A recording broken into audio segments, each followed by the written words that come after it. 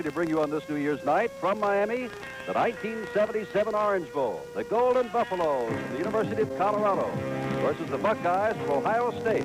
Brought to you by Pontiac and your Pontiac dealers, the people who build and sell Grand Prix, Bonneville, and Sunburst. By Texaco, who invite you to visit your independent Texaco retailer for quality gasoline and other fine automotive products. By AC Delco, quality automotive parts for quality motorists. Go with the names you know, AC Delco. And by Goodyear, makers of the American Eagle Radial, a new kind of tire built especially for the American road. And hello to you and Happy New Year to you. I'm Jim Simpson along with John Brody, a couple of co-champions tonight. From the Big 8, we have Colorado. From the Big 10, we have Ohio State. Well, Jim, when I look at this game, to me it means like Woody Hayes has already been there. However, whenever he's coaching a team, it's not just another day at the plant. We all know that. But on the other side, Bill Mallory, this is the most important game he's ever coached. His program can really get over the hump and be recognized with the likes of Nebraska and Oklahoma, and I think that's what he intends to do. Bill Mallory used to coach for Woody Hayes, and they're two very different kinds of men. Now let us see about these men in a very special way, starting with Woody Hayes. Things I didn't know. You like country music, and Bill Mallory rides horses. And a lot of people didn't know much about Colorado before they came down here. A lot of people still don't know much about them, even though they are the co-champions of the Big 8. Well, the co-champions of the Big 8 is the co-champions of the best conference in football right now, collegiate-wise. I don't think there's any doubt of that. They've been saying it for a long time, but this year there were 6 outstanding football teams. A team like Missouri, who was tied for 5th in their conference, we saw them beat an awful lot of football teams. Now, in order to move the ball in that conference, it's necessary to have some offense. And Colorado does a multiple of things. They have a kid like Emory Moorhead that's out there, makes a lot of big plays for him, comes into the backfield, helps them out a lot. Tony Reed's done a fine job. We know we'll see him all night. Jeff Napple is a kid that came on, wasn't noted to be able to do a whole lot of things, but he's done everything effectively. He's moved the team, he's scored points. That's all you can ask of a quarterback, and I think you're going to see a lot of offense. Well, what about defense against a running team of Ohio State? I'll ask you about Ohio State in a moment, but now let's get some specifics about Colorado. If the Golden Buffs are to move the football tonight, it'll be number 19, Tony Reed, who will do much of the moving. A senior out of Wichita, Kansas, who actually played his high school football in Japan, where his father was in the Air Force. He leads the Colorado Golden Buffs with 264 carries for more than 1,200 yards. He also leads the team in the number of passes caught. The quarterback is young Jeff Napple, number 12, who took over in mid-season. They say about him he doesn't throw particularly well, he doesn't run particularly well, but he moves the ball club every time he comes in. In other words, Jeff Napple is a winner. The game breaker is Billy Waddy, number 38, possessing great speed. He's averaging better than 30 yards per catch this year. And the All-American Don Hasselbeck, the tight end, 6 feet 7 inches tall. He is a big one and a good one, weighing 245 pounds. In the middle defensively, watch number 72. That's Charlie Johnson, at one time weighing 300 pounds. He is slimmed down to 260. It'll be up to Charlie Johnson to stop the Ohio State running attack up the middle tonight. Johnson has some help from his friend, Vaughn, right there as Colorado can mount a defense against the run. Now you can talk about a very familiar name in football, Ohio State. Well, Jim, I think Ohio State offensively has changed that old cliche of 3 yards in a cloud of dust to like about 4.5 yards in a rug burn, at least in Columbus. I haven't seen a whole lot of changes in Ohio State's offense. They do the same thing. They have big people up front. Only their center isn't a big man. And they have excellent backs. Now, Jeff Logan's come on, done a great job. They're a good one. They have a lot in the bank they haven't shown. Maybe we'll see it tonight. And, of course, they've got great defense. So now let's look at specifics of personnel of Ohio State. There's been some question who's going to start at quarterback tonight. Jim Facetta, number 15, who wound up the season after Rod Gerald was hurt. But Facetta is a strong runner and also a very capable passer. He's a man that did not play too much through his first 4 years at Ohio State, but may get his big chance to shine tonight here in the Orange Bowl.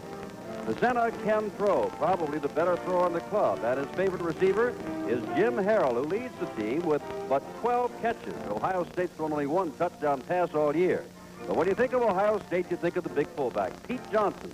18 touchdowns this year, 57 touchdowns in his career at Ohio State, bothered with sprained ankles. But if you overload against Pete Johnson, there's always the good tailback, Jeff Logan, who traveled for 1,169 yards and averaged nearly 6 yards per carry in 1976.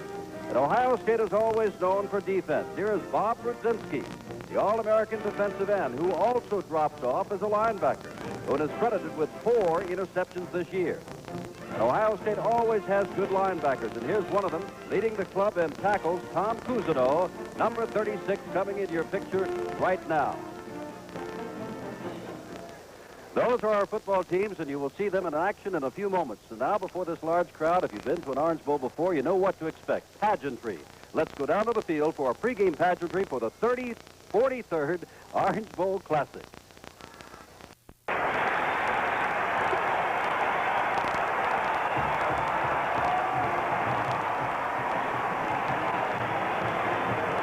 That is Ralphie, the mascot of Buffalo. They had a contest and named him Ralph, and then they found out he was a she, so they changed it to Ralphie.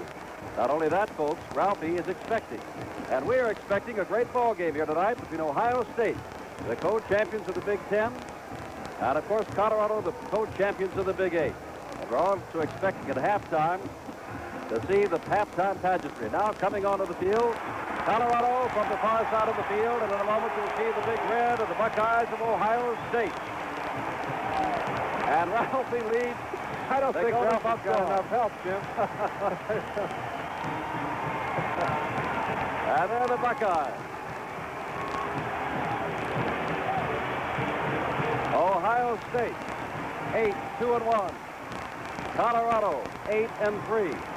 And as you can see, they're more than ready for the opening kickoff. They're charged up. They've been down here for some days getting ready for this game that will be played in 60-degree weather. And we'll be back in just a moment for the kickoff for the 1977 Orange Bowl. Our referee is Robert Carpenter, and we're about to have the flip of the coin. George Manning, the head linesman, field judge Gerald Austin, Tom Chambers is the umpire, the line judges Jimmy Rosser, and Gil Rushton is the back judge. By the way, our clock operator is Dick Pace.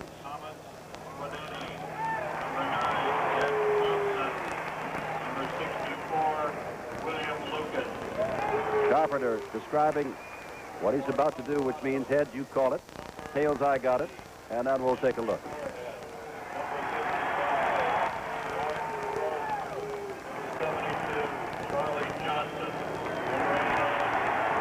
Oh, gee, John, I thought he was going to toss the coin. There he goes. Buckeyes have won it. They want the football, I'm sure. Gets to keep the souvenir coin. Colorado elects to take the field to our right.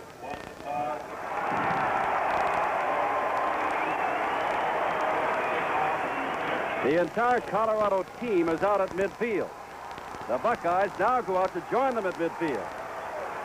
They may just stay there for 4 or 5 minutes, Jim. Looks to me like... I'm sure that you saw the Rose Bowl that preceded this. USC defeating Michigan by the score of 14-6. And the Cotton Bowl this afternoon, Houston defeated Maryland with a big first half, 30-21. And Pittsburgh, #1 in the country. They started the day. Looks like they'll wind up right there, knocking off Georgia 27-3. And now we come to the climax of this New Year's Day of bowl games. We're in Miami with the temperatures in the high 60s.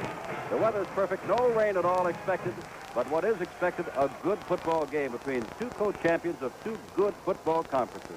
The Big Eight, represented by Colorado, on the far side with their head coach, Bill Mallory. And, John, as you said, this is the whole ball of wax for him to get his program really off the mark. And I think also, Jim, that with Ohio State taking the ball on the first drive, what we might be able to notice is the ability of a Mark Lang, the center. He's only 212 pounds. He's up against a guy like Charlie Johnson, who is the real stud of their defensive line. You mentioned earlier he's lost 30 pounds. He only weighs 265 now. But I think we're going to see the best matchup of the day. If by hook or by crook, Lang can handle Johnson, I do believe they'll be able to run the football. And if not, it may be tough.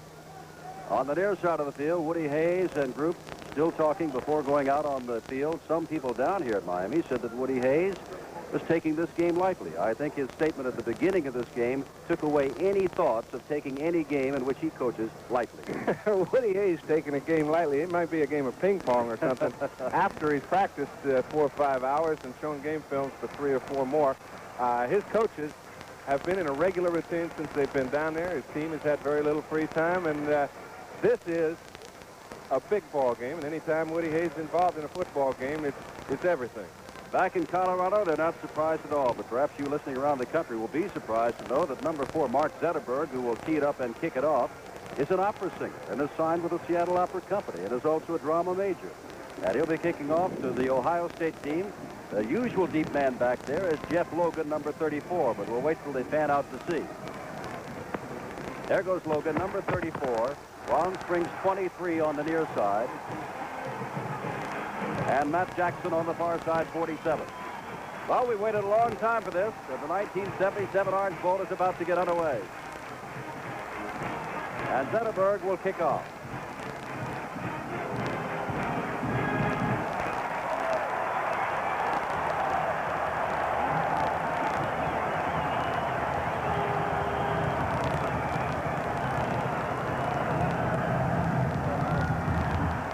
High, very short. Matt Jackson going for it and watching it go out of bounds across the way, and they'll have to kick it again.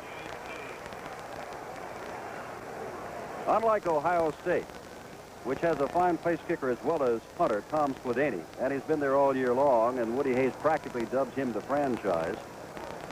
The Colorado Golden Buffs have had Tim Mangnall, who's got a bad knee, Mark Zetterberg. They have Stan Koleski to do the kicking. He's a Navy veteran. And they had another kicker who was wiped out by a knee. And usually, Jim, when that happens, you find that inferior kicking game. In this case, however, I'm very impressed with the fact that they're particularly the field goal kickers have kicked an excellent percentage of field goals, and they really haven't dropped much when one man went down. Ball is placed back at the 35, and Zetterberg will kick off, and that's Jeff Logan saying, come up a little bit, men. Jeff is standing on his own 7. I don't think he was too impressed with the first one.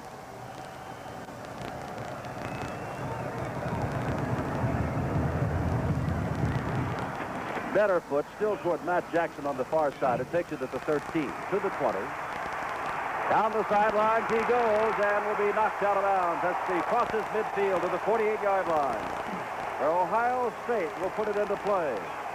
Jim Facetta, number 15, the quarterback. Jeff Logan, 34, the tailback. Pete Johnson, 33, the big fullback. Your tight end, we'll have to check on that. It is expected to be Storr, number 80. Your wingback, Jim Harrell, number 11. Herman Jones, 49, the split end. Chris Ward, the All-American. Lou Petrini, the tackles. Jim Savoca, Bill Lukens, the guards, and Mark Lang is at center. Joe Robinson is your starting tight end, number 90. Flag is down as Jeff Logan carries the ball across the 45, and Reuben Vaughn makes the stop there. Our flag's on the play.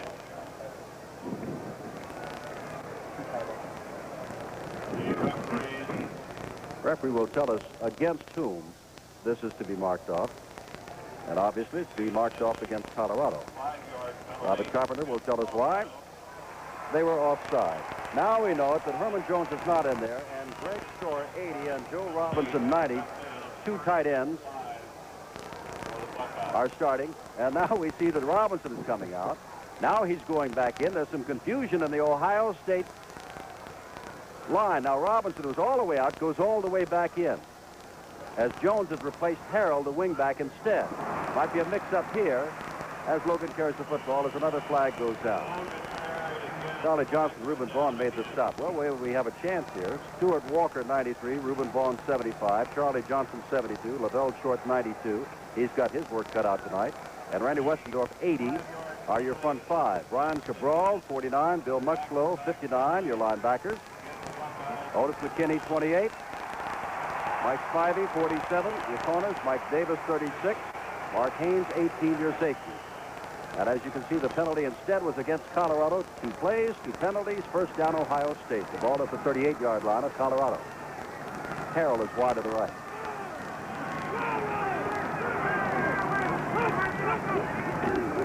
Jeff Logan trying to get outside, being strung out beautifully outside and knocked out by the freshman Mark Haynes. A loss on the play. You bet. Mark Haynes did a fine job, but Stuart Walker forced the play the whole way. When you have excellent people to that wide side of the field that are real fast, big enough to be able to handle the blocks initially, you can really string things out. And when you do, Colorado can play defense. That's the way they've been doing it all year. Now Ferguson comes out, and Herman Jones comes in as a split end, and Jim Harrell stays in. Interesting matchup tonight will be the defensive tackle freshman Lavelle Short, 92, against the All-American Chris Ward, 79 of Ohio State. Second down for center. Flip gets the ball away off the hand of Logan. Right there ready to level him was Mike Spivey.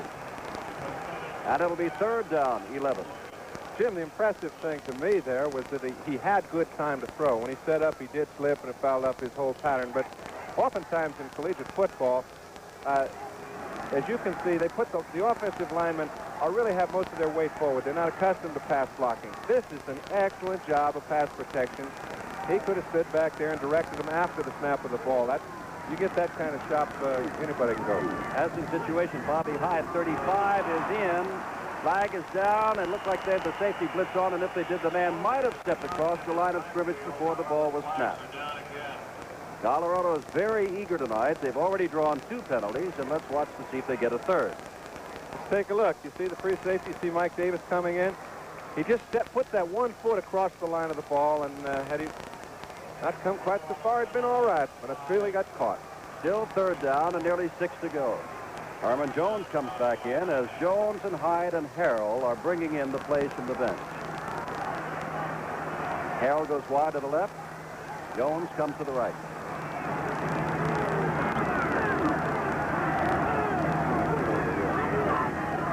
The center, he's a blitz to goal. He's lost the football. The center goes back for it. Colorado jumps on it. Belongs to Colorado. The center drops the football. And Lavelle Short, the freshman from Littleton, Colorado, number 92, made the recovery. Ball back inside the 45 at the 43. Jim, it looked like they sent the whole house. That time Randy Westendorf got there so fast, he was almost there before Pacenta was able to get there himself. And when that happens, it's no pass play. Jeff Napple, 12, the quarterback. Tony Reed, 19, the tailback. Jim Kelleher, 42, the fullback. Tony Reed, the man we expect to see, dives to the 40-yard line. Steve Gawney, number 1, is the split end. Don Hasselbeck, you won't be able to miss him. He's 6'7", is the tight end. George Osborne and Matt Miller, the tackles. Steve Hakes and Doug Griffin, the guards, and Mike Tope at center. And Short, whom you saw along the sidelines, is the man who recovered the fumble. Gain of 3 by Tony Reed. It is second down and 7. No score, early first quarter. And now, Napple lost the football. Kelleher is on there. Now that offensive line that we've already given you, but they have split tackles and tight tackles. So we'll call them left tackles and right tackles. They will flip-flop them. George Osborne and Matt Miller, the tackles. Steve Hakes, Doug Griffin, the guards, and Mike Tope, the center. Matter of fact, on defense, both teams will flip-flop to the closed side or the open side of the field. Third down, 7 to go for Colorado. Napple back to throw. Gets the ball away, and it is bobbled, but picked up and caught by Emory Moorhead, and he's close to the first down, and they have it. Inside the 35. Well, they've been saying all week that they intend to do a number of different things with the football. They feel they have to against a defense as effective as Ohio State is. Napple's been a thrower that seems to get it when they need it. Emory Moorhead's been doing a big job for him all year, and you saw a perfect example of it. Daunte goes out, and Bob Nozolik, another tight end, comes in, number 84. 2 tight ends. And they've got the power I. That's Tony Reed, and Reed battles down to the 30, perhaps the 29-yard line. So it'll be second down and about 7 to go. 76,732 tickets were sold tonight, and including all of the bands and the governors from both states and the bus drivers and, of course, we, the press. There are over 79,000 here looking on. Scoreless, 11:50 to go, first quarter. Second down, 8. Napple hands off. That's Reed showing some of that open field running, getting inside the 25-yard line, down to about the 23, before Cousino made the stop there.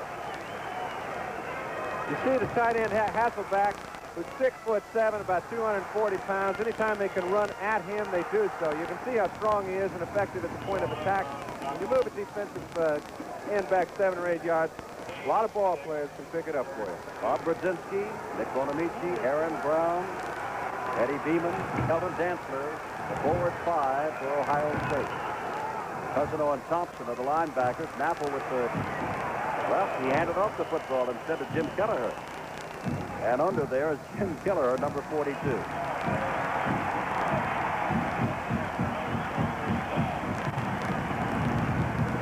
They'll move the sticks again. That's another first down. Mike Guest, number 12. Tom Roche, 26.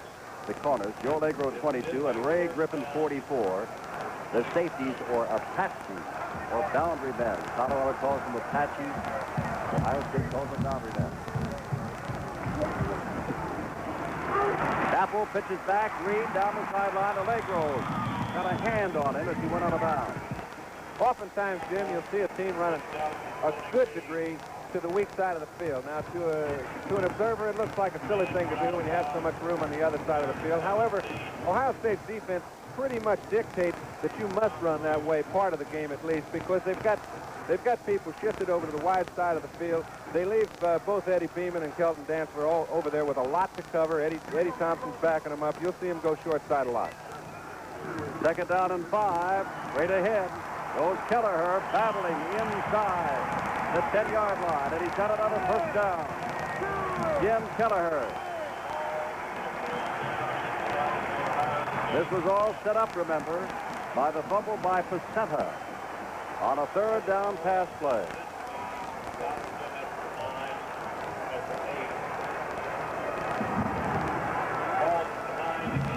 This is Gaunty coming out this way.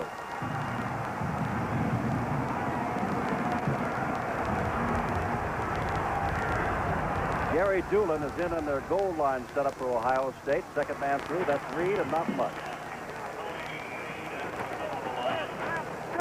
No question about the Buckeyes of Ohio State. They can play defense. There's Doolin, number 60, who comes in goal line situations. Number 9 is Ed Thompson, who's all Big Ten again.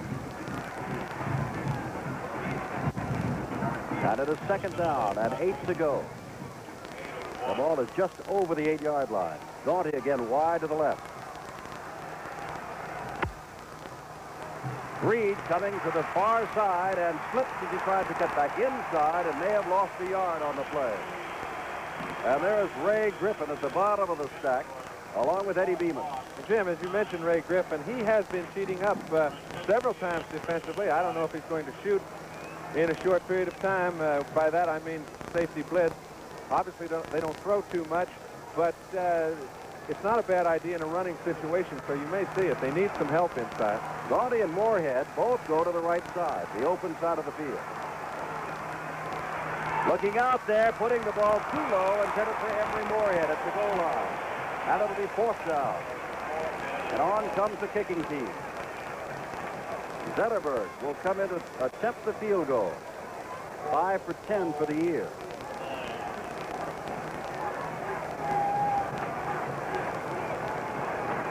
His longest is 48 yards. This will be nowhere near that distance, as they'll spot the ball at about the 17. Makes that the 16-yard line, a 26-yard field goal attempt.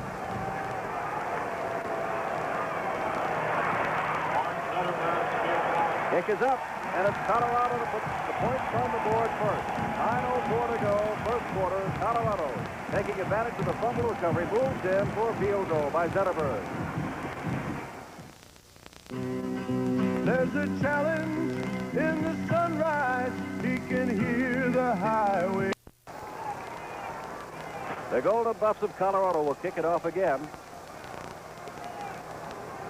And Jeff Logan again becomes a deep man with Matt Jackson on the far side and Ron Springs on the near side.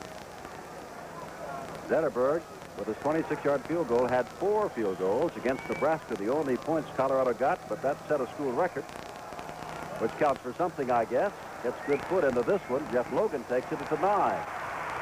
20. Down the sideline. Cuts back.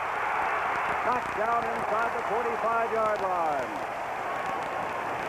Shore sprung the block, and Chick McCarter, number 43, out of Fort Worth, Texas, knocked him down. Jim, the surprising thing is that they're kicking the ball exactly where they want to. However, I don't think they would like to have Jeff Logan with the ball. They do feel they've got a crack over there. They found it twice, perfectly set up to block. This time, Jeff Logan gets down to the 41-yard line. That isn't too shabby. 49-yard kickoff return. Pete Johnson comes out of the ball game. That means that Paul Campbell, 38, becomes your fullback. Pacenta, whoops. Logan with the ball and no place to go. Mike Davis, number 36, came up to force the play. And there to help out was Stuart Walker. We mentioned earlier that Mark Lang has his hands full with a Charlie Johnson in the middle of the line. Now, I've noticed that they're having a little problem getting the ball from center. Pacenta hasn't gotten it cleanly 3 or 4 different times. That could be an effect of a Charlie Johnson standing right over your nose. He knows his job is a big one, and it's got to get cleaned up before they can operate effectively. Herman Jones has brought the play and goes wide to the left at the top of your screen on 2nd down and 10.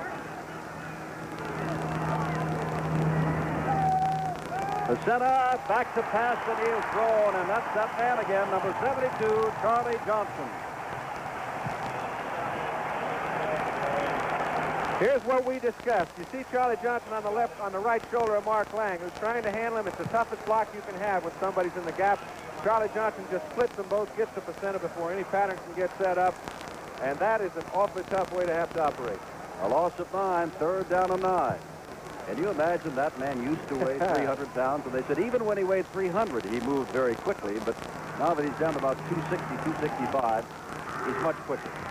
Harold goes wide left. Jones comes to the right. Passing situation, and Pacenta goes back. Pacenta's got some running room. They're coming up. He will not get the first down. It will be 4th down with about 8 to go as Mark Haynes submarines him inside the 40. Again, it was the pass rush that dictated. He did not want to have to run. When you have to pick up 18 or 20 yards, the defense loves it. They got good defensive penetration, and that's the key to breaking up any pass game. You see Charlie again, and now they're putting an extra guy on him. Here comes Lavelle Short around. They still have time for their secondary to recover. 8 yards gain, but they're still 12 short. Rod Gerald came in, and Pacenta started out, and Pacenta got halfway to the sideline and said, hold it, we want timeout. 7:06 to go. We're in the first quarter in Miami, Colorado. 3 Ohio State, nothing. A field goal attempt of 56 yards will be attempted by Tom Fladaney with Hyatt to hold. Fladaney's kick is up and is going to be short and into the end zone. Fladaney has good foot. By the way, the Ohio State offense thus far has netted minus 22 yards. Well, tomorrow NBC's second year of regular season college basketball tips off with a national doubleheader. Grandstand comes on the air at 1 o'clock Eastern Time, followed by top-rated Michigan, featuring Richie Green and Bill Hubbard, and South Carolina. Dick Stockton and Billy Packer will report that game, and then after that's over at 4 o'clock Eastern Time, Powerhouse, UCLA and Houston for Pauley Pavilion, Los Angeles. Dick Enberg, John Wooden, the ex-UCLA coach, will provide the commentary for that one. College football, of course, the ball comes back out to the 20 after entering the end zone. And so it is from there that Kelleher makes the first running play and gets perhaps to the 21. Call it 2nd down and 9. Ohio State has not been able to move the football. The lone drive, capped by the 26-yard field goal of Zetterberg, was of 43 yards in 11 plays for Colorado after the recovery of the Pacenta fumble. And we have 6:37 to go here in the first quarter in Miami. Doughty goes out wide to the right. Power I. Reed, another yard or 2 out to the 23-yard line, and that's about all. Jim, you can see it's a big job ahead of the offensive line for Colorado because they have a very young one. They've been very effective. They are probably as instrumental in why Colorado is in this bowl as any other group of people. You know, you have guys like Steve Yates and Mike Tope, Dave Griffin, and Matt Miller. These guys are all sophomores and juniors. George Osborne also, and for them to move the ball well tonight is a big thing. 3rd down and 8 to go. Napple looks as though he's going to throw. Gets the ball up, throws for Moorhead. Across the 40 to the 43-yard line, where it's 1st down, Colorado. The impressive thing, Jim, is that Napple threw the ball right at the right time. He dissected the zone. He had Moorhead in between. He hit him right on the dead run just before he went out of bounds. You'll see he threw it. This is the way you design the play to go. His first receiver was Moorhead. Didn't have to go any further. Made an awful nice throw. Billy Waddy, number 38, who has great speed, replaces Moorhead for the moment. There is Emery Moorhead, who caught the ball and just went to the sideline. Pitch back. Oh, they've got it. To Waddy, and he's got a lane down the sideline. Roach is after him. Cuts inside, and Roach helps trip him up. First down inside the 20. That's the Billy Waddy we were talking about in the pregame. He's the game breaker. Jim, they had so many people out in front of Waddy that had they been able to coordinate who to block, they'd have run it in easily. There were only two Ohio State men even aware of where the ball was at the time. You see the flow. They've got excellent pursuit. However, the ball is going the other way now, fellas, and as Waddy gets out in front, you see all of the Colorado blockers out in front of him. Here comes Mike Cope, and Tom Roach made a good play to get there in time. 40 yards, carry. Takes the ball down to the 18. Reed slips one tackle, gets inside the 15-yard line, and down he goes there. Ray Griffin in on the tackle, along with Aaron Brown, the middle guard. There's Tony Reed. Most unlikely story. Moved all over the country, went to high school in Japan. A man who later coached at Arizona remembered having seen him in Japan, recruited him for a tiny college there, later switched to Colorado, and here he is in the Orange Bowl. Second down. Apple still with the football, and it fits back in. Out of bounds goes Moorhead with no room to run. They're a loss on the play. Knocked out of bounds across the way by Cousineau, Tom Cousineau, who led the team in tackles this year. And as they like to say in football broadcasting, he's only a sophomore. Ball is put back on the 18-yard line. Third down and 9 to go. Our score, 3-0 Colorado. 4:25 to go first quarter. Waddy is in and out to the right. Gawney comes wide left. The freshman Mike Guest is on him. And they're rolling toward the open side, looking, and it is caught by Hasselbeck. That is shy of the first down at the 10-yard line. He came up about a yard or two shy. Good defensive play by Ohio State. It looks to me as if they're going to have a go at it on fourth down. They do have a long 2 yards to go. Well, they're going to take a little time out, as we can see number 12 trotting across the field. That is Jeff Napple, who's going to talk to Bill Mallory and see what it is he's going to do. It's fourth down and about 3 yards to go with 4 minutes and 1 second to go here in the first quarter. Colorado leads 3-0.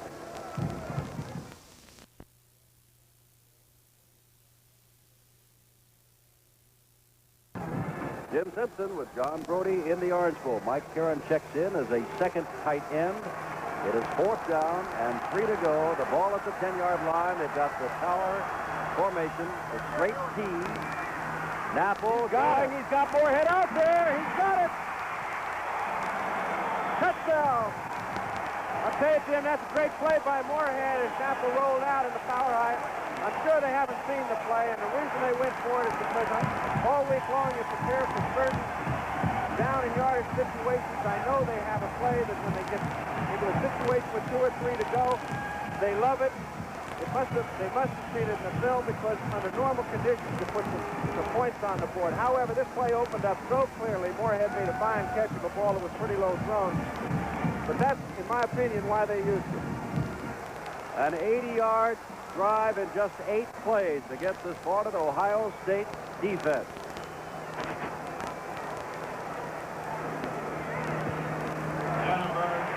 And Zetterberg adds extra point. Check that. That's Magnol, who came in to add the extra point in any event.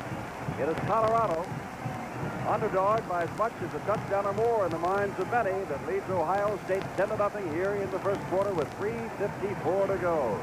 Next Sunday, an outstanding college basketball matchup. Precedes NBC's coverage of Super Bowl 11.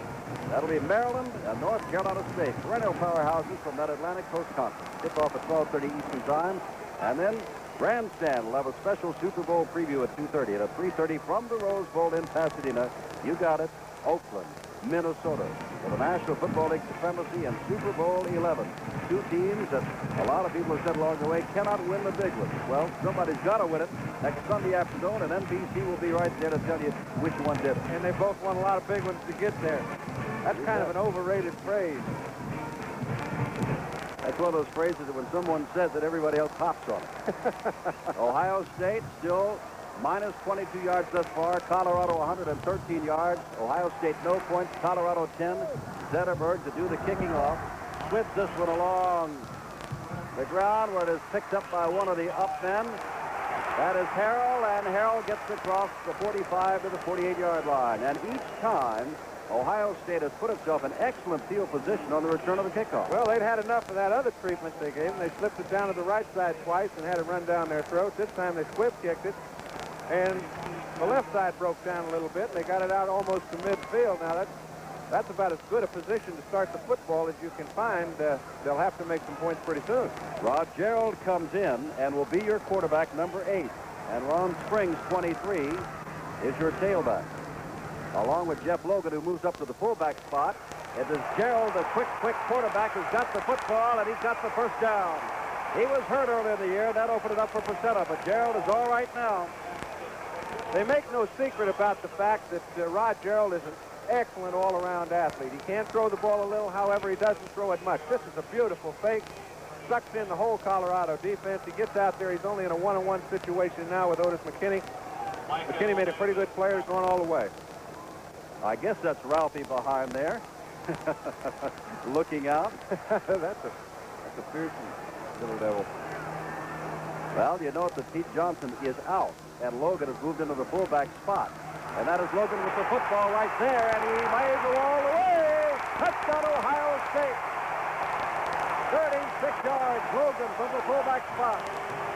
Great quickness. Logan got in the secondary very swiftly, but once he got there, he knew just what to do. Defensive back was standing flat-footed. He's a pretty tough kid to bring down.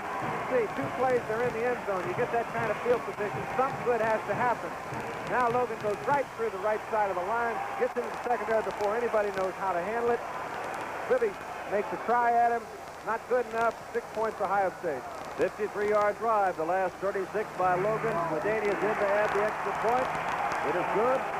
3:11 to go. And I'll tell you something, if you didn't know it, we've got a football game. I knew it.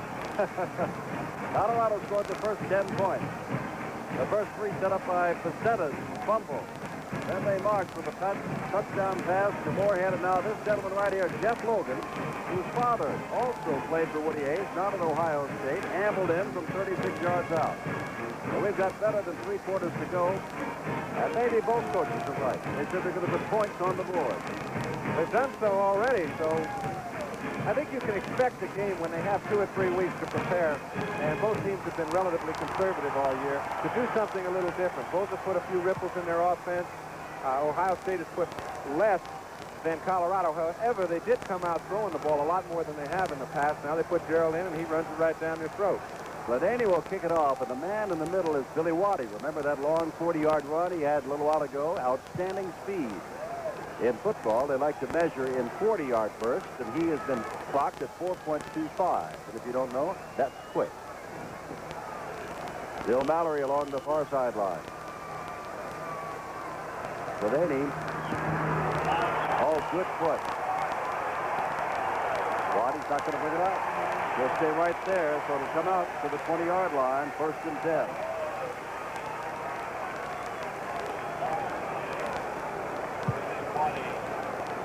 Colorado has not made too many substitutions today. Tony Reed and Jim Kelleher and Jeff Napple have gone all the way. Moorhead and Waddy have alternated. They brought in all 3 tight ends thus far. Hasselbeck, Mazolik, and Kieran. Gaunty has been the lone split end, and he is now wide to the right at the top of your picture.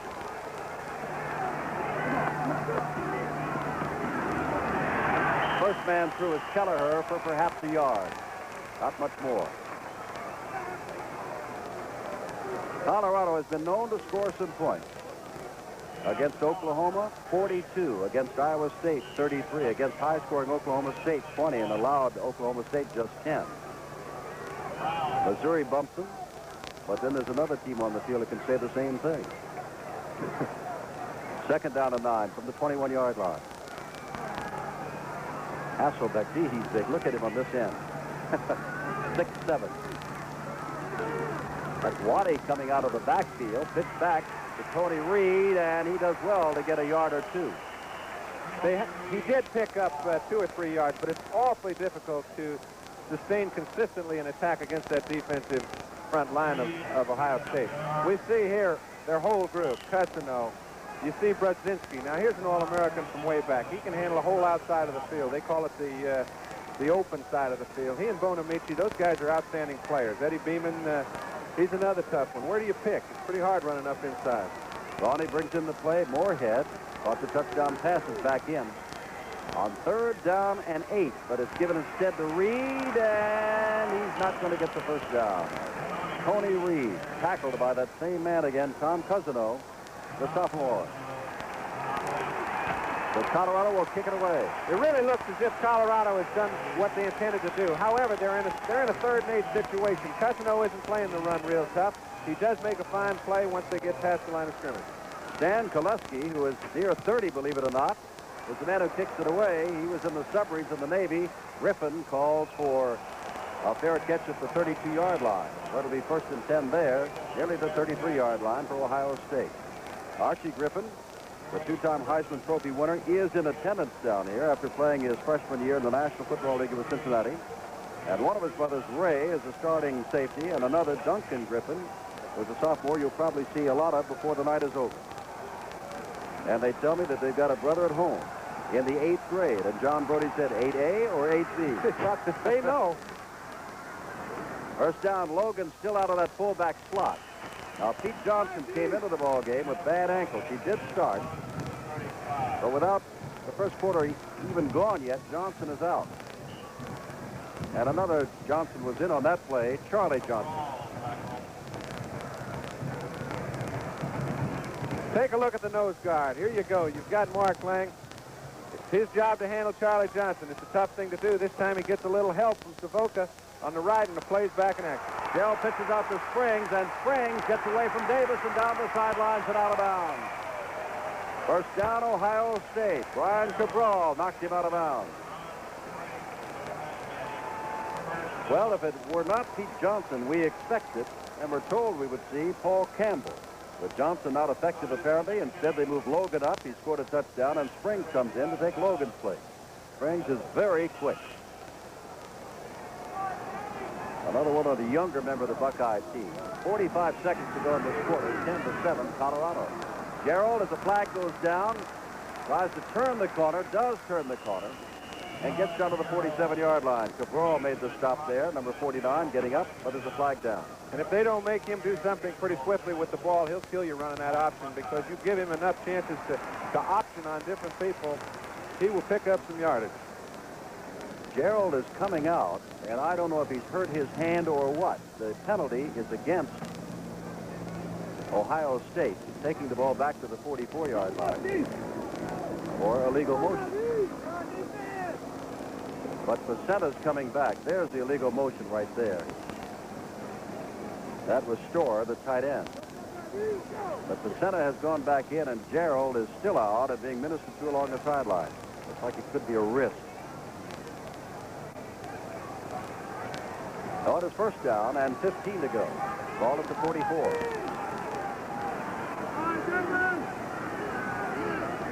Look out. I would say that Charlie Johnson moved rather quickly. Was he drawn offside? They don't even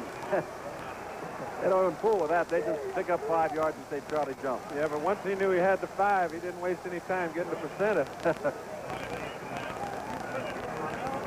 He knows he's already committed. He's made the mistake. It's time to do some damage, I guess. Ball back at the 49. First down there. Herman Jones wide to the right. Campbell has now come in as Pacetta's back to throw. Gets away from a couple of folks and gets down to the 46-yard line, where he's knocked down there by Gary Hartling, who's in at defensive tackle, and Stuart Walker. Second down and 5. That's the end of the first quarter, and it's been a very exciting first quarter. Colorado had a 10-point lead, but the quarter ends 10-7 the Golden Buffs. When I started at 6 in the morning, I had 5 Ohio State on the Colorado 46-yard line. And now we see Joe Robinson coming in as they regroup. Colorado outrushed Ohio State, and Ohio State got 0 yardage passing. Herman Jones wide to the right.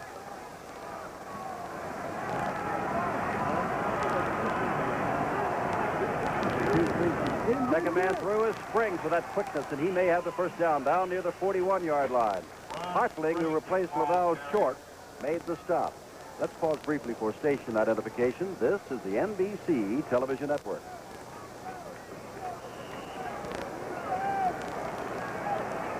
Well, our assumption is, John, that Chris Ward had been doing a job on freshman Laval Short, so they're giving Hartling a go in there. Well, that would be an assumption. However, I do believe Short is hurting a little bit. Now, you know, Hartling did have the job early in the year. However, Short came on so fast, he got it back. Well, we understand now. Ice on his ankle. It's sprained. That's why Hartling is in there. Hand off to her, quickly looking for the first down. Cabral makes the hit.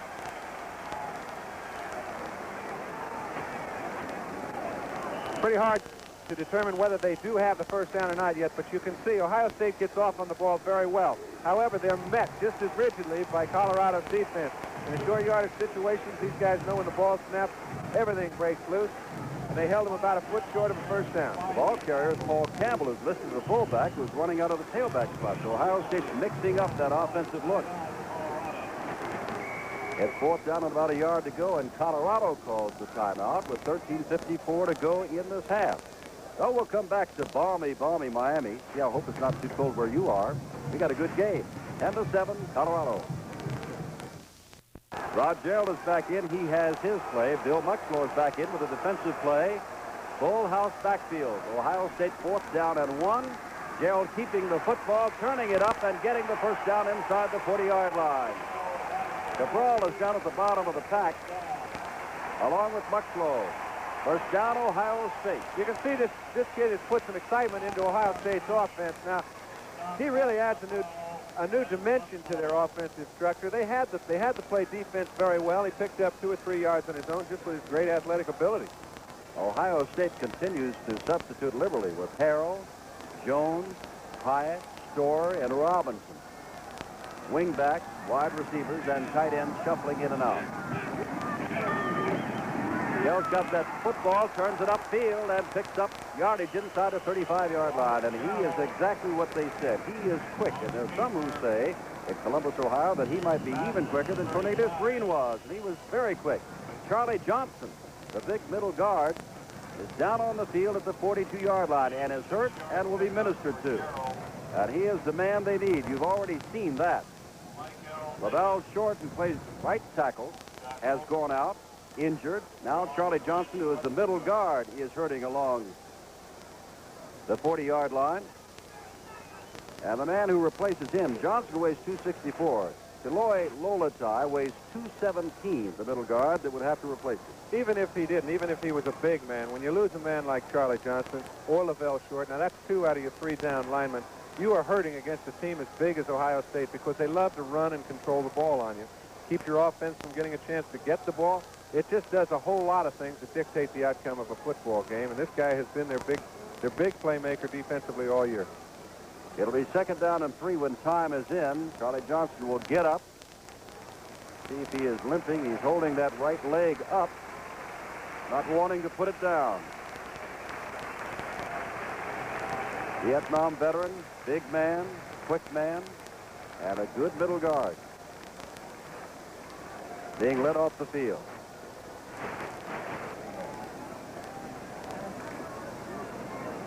Second down and 3. And the addition of Rod Gerald has been something. It has added a quickness to that Ohio State offense. Campbell is in there again as a fullback. Steve Johnson is not. Straight ahead goes Ron Springs. And Springs, I believe, has got the first down, or perhaps a little shy at the 30-yard line. Near the 30-yard line. Well, I don't don't think I need to say anything. It hurts. Now again, Pete Johnson comes back in. Bill Jaco comes back in, and this is a short yardage situation. Third down and inches to go. And they'll use the full house backfield again. They want their fullback Johnson to get it, and he does. Reuben Vaughn makes the stop, number 75, along with Muxlow, 59. Take a look. It's a little bit surprising that they're going right at Reuben Vaughn because he's a big, strong man. Now, Pete Johnson's also at 240 pounds, a pretty big man himself. And you can see now the surge is starting to take over. Ohio State has just run the ball down Colorado's, right down their throats the last couple series, and primarily because of those two injuries. Ball on the 28-yard line. First down. Gerald, first man through is Logan, who bursts down to the 20-yard line. Jeff Logan. Bill Muxlow hanging on with some help from Brian Cabral. Now it'll be second down and 3 yards to go. The first quarter was nearly all Colorado until the 36-yard scamper by Logan to make it 10-7.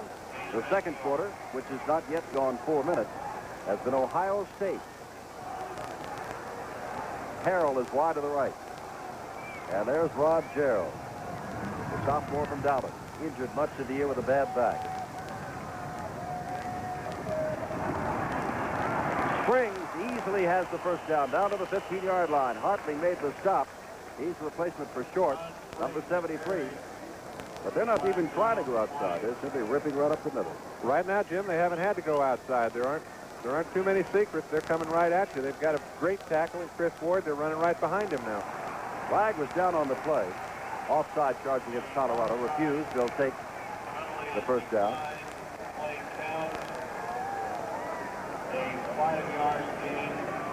And now Frank Patrick comes in for the forward wall, number 64. The next down lineman.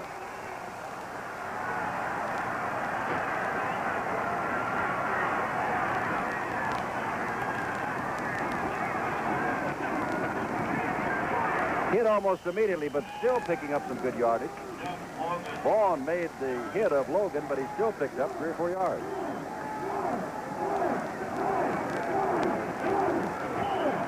Jim Harrell checks in with the play. Herman Jones goes out, and Ohio State, which might have been shocked for the moment, 10-0, has roared back. Charlie Johnson has an injured right foot. We'll get a further diagnosis when we can. Down near the 11-yard line. Ohio State continues to roll, and Reuben Vaughn still has to make the tackles, and Ron Springs looks just as quick as always.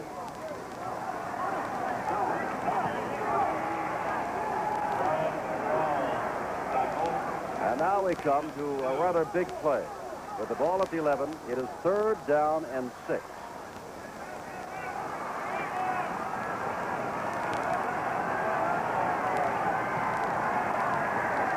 Logan in the fullback spot. Springs behind him. And Gerald, the quick quarterback, and he is going to be hit. And it's going to be fourth down. And Jim, that's the first time I've seen them do what I think is the way to stop a guy like Gerald, which is make him make a decision very swiftly. They shut him off before he could get the play drawn out. When you do that, you cause him to turn back inside, let the pursuit pick him up or get him yourself or whatever. Mark Haynes makes an excellent play right here. He turns the whole shooting match in, and you can't gain 6 yards that way. From 28 yards out, with Wyatt to host, Ladaney will try to tie up this ball game. 28-yard field goal is good. And we've got one in the hand. 9:33 to go in the half. And it's all even Steven. Colorado's Golden Buffs 10. The Buckeyes of Ohio State 10. And we'll come back to the Orange Bowl in a moment. Kelton Dantzler, the man on his left, number 32, is only from a family of 10. So they've got there's 23 kids in those two families together, and they're having a go at them. They seem so far to be very equal to the task. Tim Sawicki is in there as the middle guard now. Aaron Brown is out. Knapp is back on third down, throwing over the middle in a crowd. Has his man. The ball is dropped by Tony Reed. Would not have been a first down. Reed was sandwiched at his 4th down, and Colorado's going to have to do something they did not want to do. Give the ball back to Ohio State, which has shown an ability to run inside. Dan Koleski with Joe Allegro deep. Rushes on, gets the ball away, and he got away a good kick. Allegro says, I'll take it, a fair catch, drops the football. Battle for it. Still loose, belongs to Colorado. Jim, and I'll tell you something. Ohio State, I believe, only had 9 men on the football field. Colorado came up, lined up real fast for the punt. There was some confusion in Ohio State's sideline. They only had 9 men back there. It allowed a whole bunch of people to get down under that punt. When he fumbled it, it was curtained. And there's also a flag at the 50-yard line. So let's hold everything. Penalties against Ohio State. It is refused, and they'll take the ball. And there's another big break for the Golden Buffs. And that is Stanley Brock, who is the brother of Willie Brock, who is the brother of Pete Brock, who is with the New England Patriots. Hello, Pete. Had 3 Griffins at Ohio State, 3 Brock brothers at Colorado. One of the great stories, and if Pete Brock is listening, I don't mean to make fun of you, but it was a funny moment when he got sent in early on in the season. He checked into the wrong huddle. He went to the Oakland Raiders huddle. Little excitement. First down from a 36-yard line. Aaron Brown has come back in as the middle guard, number 55. Stepping out of motion is Moorhead. Napple carrying the football, optioning it out to Reed, and he's looking for somewhere to go and doesn't find much of anywhere to go. And he lost a yard on the play. Kelton Dantzler, number 32 over there, along with Ed Thompson to make the stop. Bill Mallory, one-time assistant coach at Ohio State, now the head coach of Colorado, and what a job he has done in his 3 years there. And you can see why his record is 8-3 this year. He's done 2 or 3 things already that have given them big plays by design.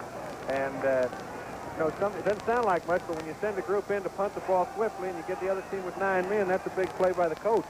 Here's yet another look at a Colorado offensive formation we haven't seen. Across the way, that is Hasselbeck. The All-American end, 6'7". He didn't have to reach up for that one. Allegro makes the stop, first down inside the 25. Have to be an awfully good athlete in order to catch a ball that's thrown directly at you as you're running down the field. Now, Napple let the ball go at just the right time, just as Hasselbeck got between the defenders. Now you can see he has to turn on the ball, makes a fine catch, didn't have a lot of time to find it, picks up the first. Ball is at the 24-yard line in a 10-10 ball game, 7 minutes to go, first half. Napple still has the football, turns it upfield, gets inside the 20-yard line, down to the 17. Jeff Napple, the sophomore from Boulder. Grew up in Boulder. Everybody at Colorado wanted him. He said, I'm going to UCLA. Got up to UCLA for about a year and said, nah, I want to go back home. So he's back in quarterbacking the Golden Buffs tonight. And doing a fine job. Now, some teams have made the mistake of saying that he can't beat you running the ball. However, he's proven them wrong 2 or 3 occasions this year, and you don't want to leave him alone. He had a great game against Oklahoma. That is Keller going straight ahead. I was watching Gaunty, and you wonder when they're going to throw to Gaunty. He's only had 13 catches all year, but he has been carrying Mike Guest to the wide side of the field, about 20 yards from anybody else. And Mike Guest is all alone over there. When you have the wide side of the field, as you do in college football, there's so much more room to the outside sideline. Mike Guest is the man that plays the best man-to-man defense. He feels he's all alone out there, and several times they leave him by himself. He's an 18-year-old freshman out of Columbus, but we're up to a big down. 3rd down and 3. But we're in 4-down territory. The ball is at the 17-yard line. Napple again takes a look at something Ohio State is doing that he wants to check it out with his coach. He saw a defense he didn't like. What happened was Guest was outside on Gaunty, and they looked pretty good for a minute, and they changed that, and he had to call time. 5:51 to go, first half. The Orange Bowl in Miami. There's Woody Hayes, and there's the score. Colorado 10, Ohio State 10. In the Orange Bowl, Jim Simpson with John Brody. Charlie Johnson, Colorado's on offense now with a big play, 3rd and 3, but Charlie Johnson having x-rays taken of his ankle right here at the stadium. Report when we get it. 3rd down and 3, Napple rolling out. Napple now gets the ball away and throws it past his intended receiver. Hasselbeck was there, and so was Kelleher. Well, he was intending to throw the ball to Hasselbeck. You could see he was trying to find him. They had to play well defense. Hasselbeck kind of went around back behind into the center of the field against the flow, and Napple threw it a little low. As you can see, they have him defense. Guest has come in and made a good play on it. He's got the go to the offside. It's a tough throw, but it was underthrown. Vandenberg now will try a 34-yard field goal. Kick is blocked and goes out of bounds. On the 1-inch line, perhaps. That might be a great play. Not a good deal when you get one block, but if you have to, send it out on the 1-foot line. We see there's real good penetration in the front, coming right through. Somebody stuck a big paw up. Looked to me like it was Bonamici.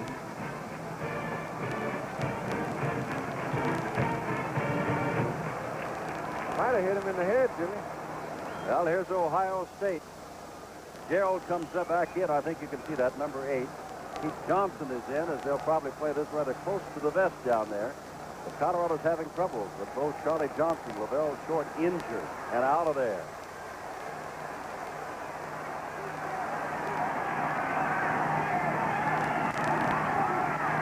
Johnson wedging it out to the 2-yard line. Cabral, Lolatai leading the tacklers.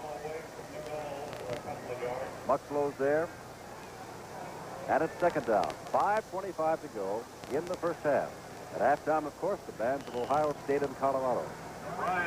And, of course, the halftime pageantry, which we all look forward to. 10-10 our score.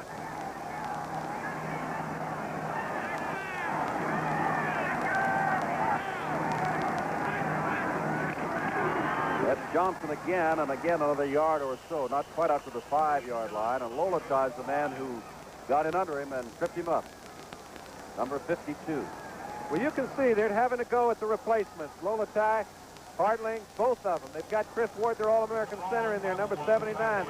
He's having to go at Brian Cabral. However, they're doing the job. They stuck him right back there inside the 5-yard line, and if you're going to replace somebody, that's the way to do it. Third down and 7 to go.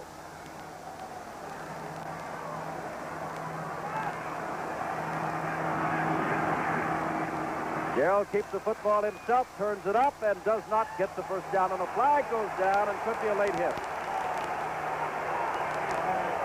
Could be a late hit. That will cost Colorado and will give Ohio State the first down. Boy, it's awfully hard when you're a defensive back to pull yourself up, particularly when you're trying to corral a guy like Gerald. Now he comes in here, and this guy's all pumped up. Mark Haynes is all pumped up to see what he can do to help. Didn't pull off in time, and that's the penalty. Penalty was a good one. Takes the ball out to the 23-yard line, and they started this drive, remember, at the 1-foot line, and had been stopped and would have had to have kicked the ball away. But the late hit gives Ohio State first down. Logan and Springs are your setbacks. Logan in the fullback spot. He scored on a 36-yard touchdown run right up the middle. Gets another chance right here and turns it up again and gets good yardage across the 30-yard line. Picks up about 9 before Cabral makes the stop, along with Haynes.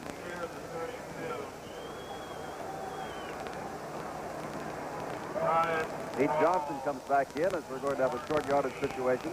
Jim Harrell brings in the play.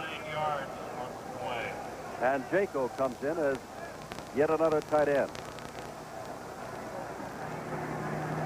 Second down and a yard to go.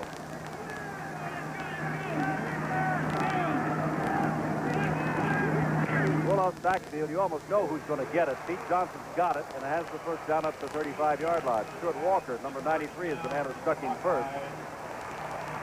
First down at the 35. You know, Pete was the guy that they had expected so much of this year. He's everybody's pro prospect, and he really didn't have as good a year as they expected of him. Now, he mentioned he was going to have a big game this week. He got taken out early. I have a feeling somebody said something to him on the sideline because he's starting to run the way he can. Mike Saletto replaces Mark Haynes in the backfield, number 9. Gerald with the football, pitching it out to Springs, and he's knocked out of bounds after picking up perhaps 3 yards to the 39-yard line. Haynes was guilty of the late hit. The freshman taken out, and Salento put in. That's what they call the Apache. In most terms around the country, that's the strong side safety. Second down and 7 to go.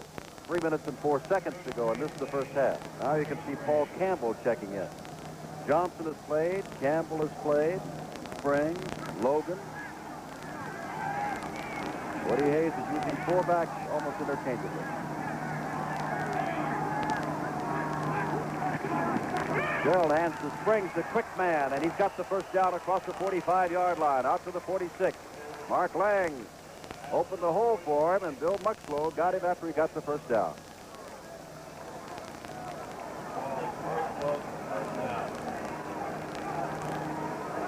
Along the Colorado sideline, they're talking offense. Well, I said they had the first down, and I'm going to be proven wrong. That's all right, Jim. We'll give you one. Missed it by that much. Third down and short yardage to go. Checking it out is Bill Lucan, who's a member of the College of Veterinary Medicine at Ohio State. One of the men that Ohio State's quite proud of, getting a 3.775 in the College of Veterinary Medicine, showing up for practice every day, captain of the team, and playing an excellent guard spot at that good Ohio State offensive line. Third down and inches to go. Fullback takes it, first down. Johnson. They stopped it up, Jim, but I'll tell you, the offensive line of Ohio State right now is playing the best football they've played in this ball game. They're moving off the ball. They're creating holes, and it makes it awfully tough to keep a good team from making one foot. Johnson and Harold come out, and Ron Springs and Herman Jones go in.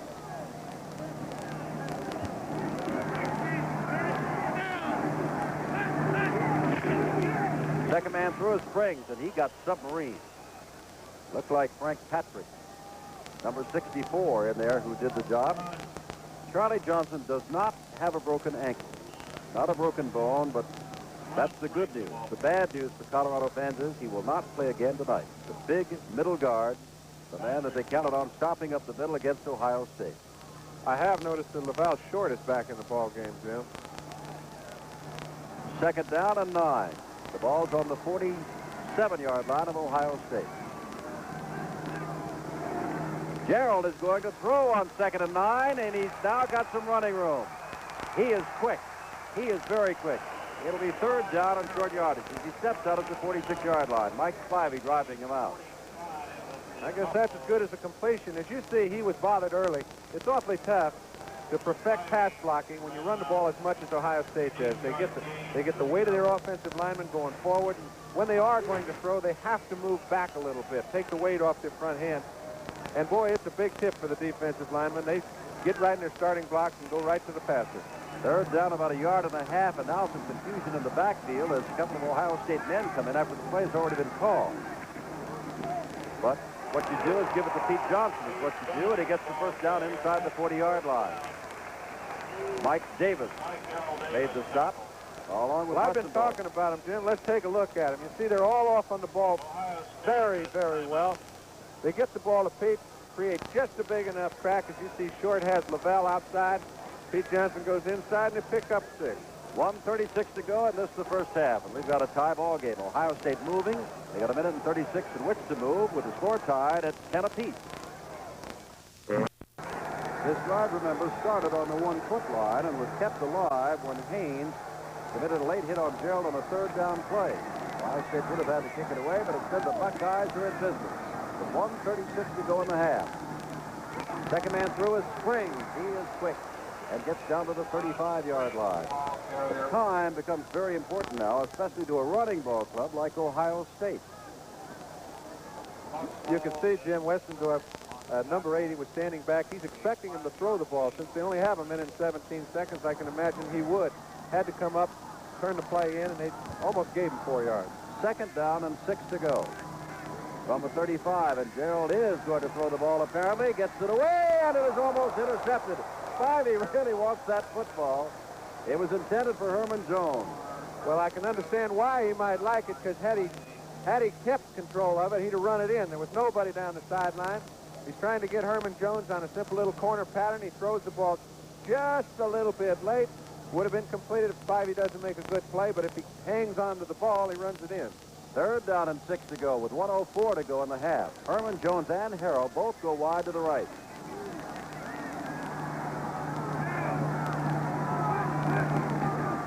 Gerald looking to run. Oh, he's got the first down and more. Inside the 20-yard line goes Gerald. Everybody fading back in that Colorado defensive secondary and allowing them a lot of room in which to run.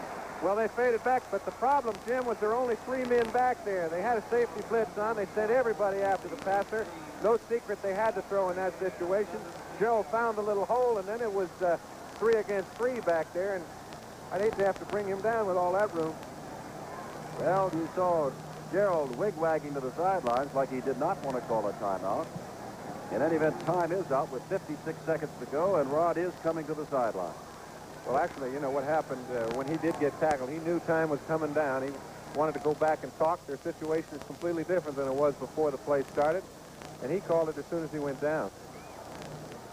Garth Cox comes in as an offensive tackle, number 78. Ohio State. Well, it was all Colorado early on. They built up a 10-0 lead, and lately it has been all Ohio State. They've tied it at 10-all, and remember, this drive started on their 1-foot line. And they now got a first down on the 18-yard line with 56 seconds left in the half. Gerald, now with his instructions, comes back to the huddle. Earlier today, Pittsburgh defeated Georgia 27-3 in the Sugar Bowl, Houston 30-21 over Maryland in the Cotton Bowl, and USC 14-6 over Michigan in the Rose Bowl. And we're all tied at 10.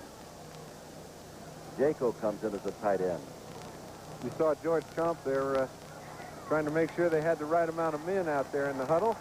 Well, number 63, that big left tackle, don't let that number fool you. That's Chris Ward. He changed his jersey.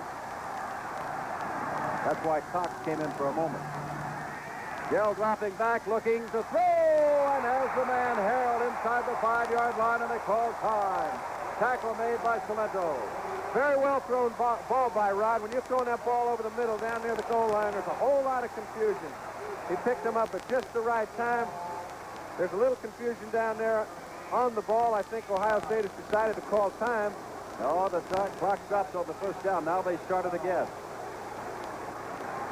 You can see he's back there to throw. He plants. He sees Harold all the way. Hits him right in the numbers. Very well thrown ball. Ball is at the 3-yard line. 30 seconds to go with the clock running.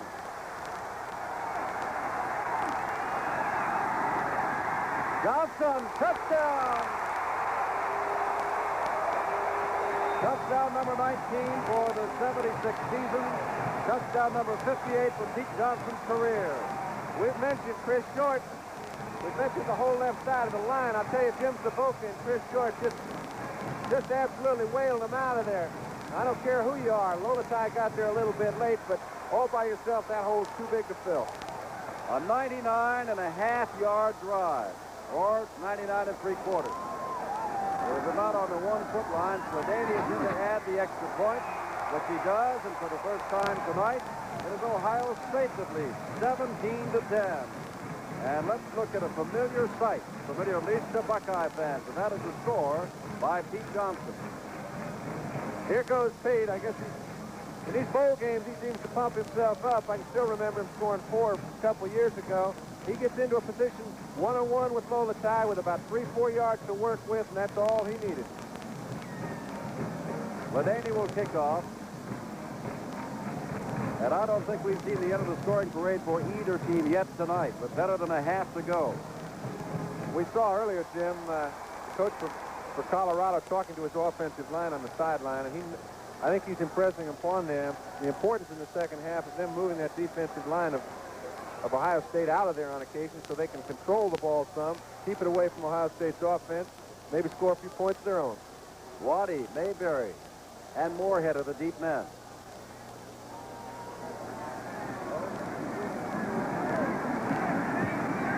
Ladaney wants to kick it away from them, so he kicks it to one of the up men and gets the ball out to the 30-yard line, and that's about all. That was Keller, the fullback, and David Atkins made the stop, and a flag is down at the 32-yard line with 20 seconds left, and they're talking to Ohio State.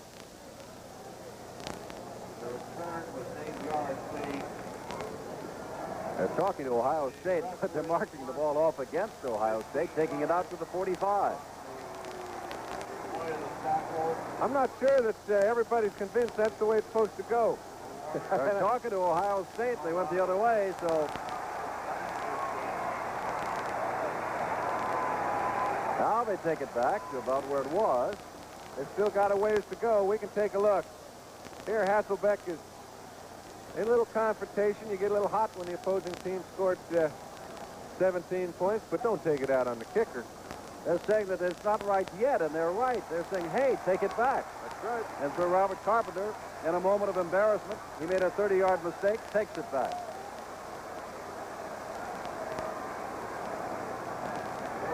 Unnecessary roughness, dead ball foul. First down and 25 to go. Jim, I think they'll sit on the ball for the rest of the half. There, a whole lot more bad things can happen when you're down there that close to your end zone.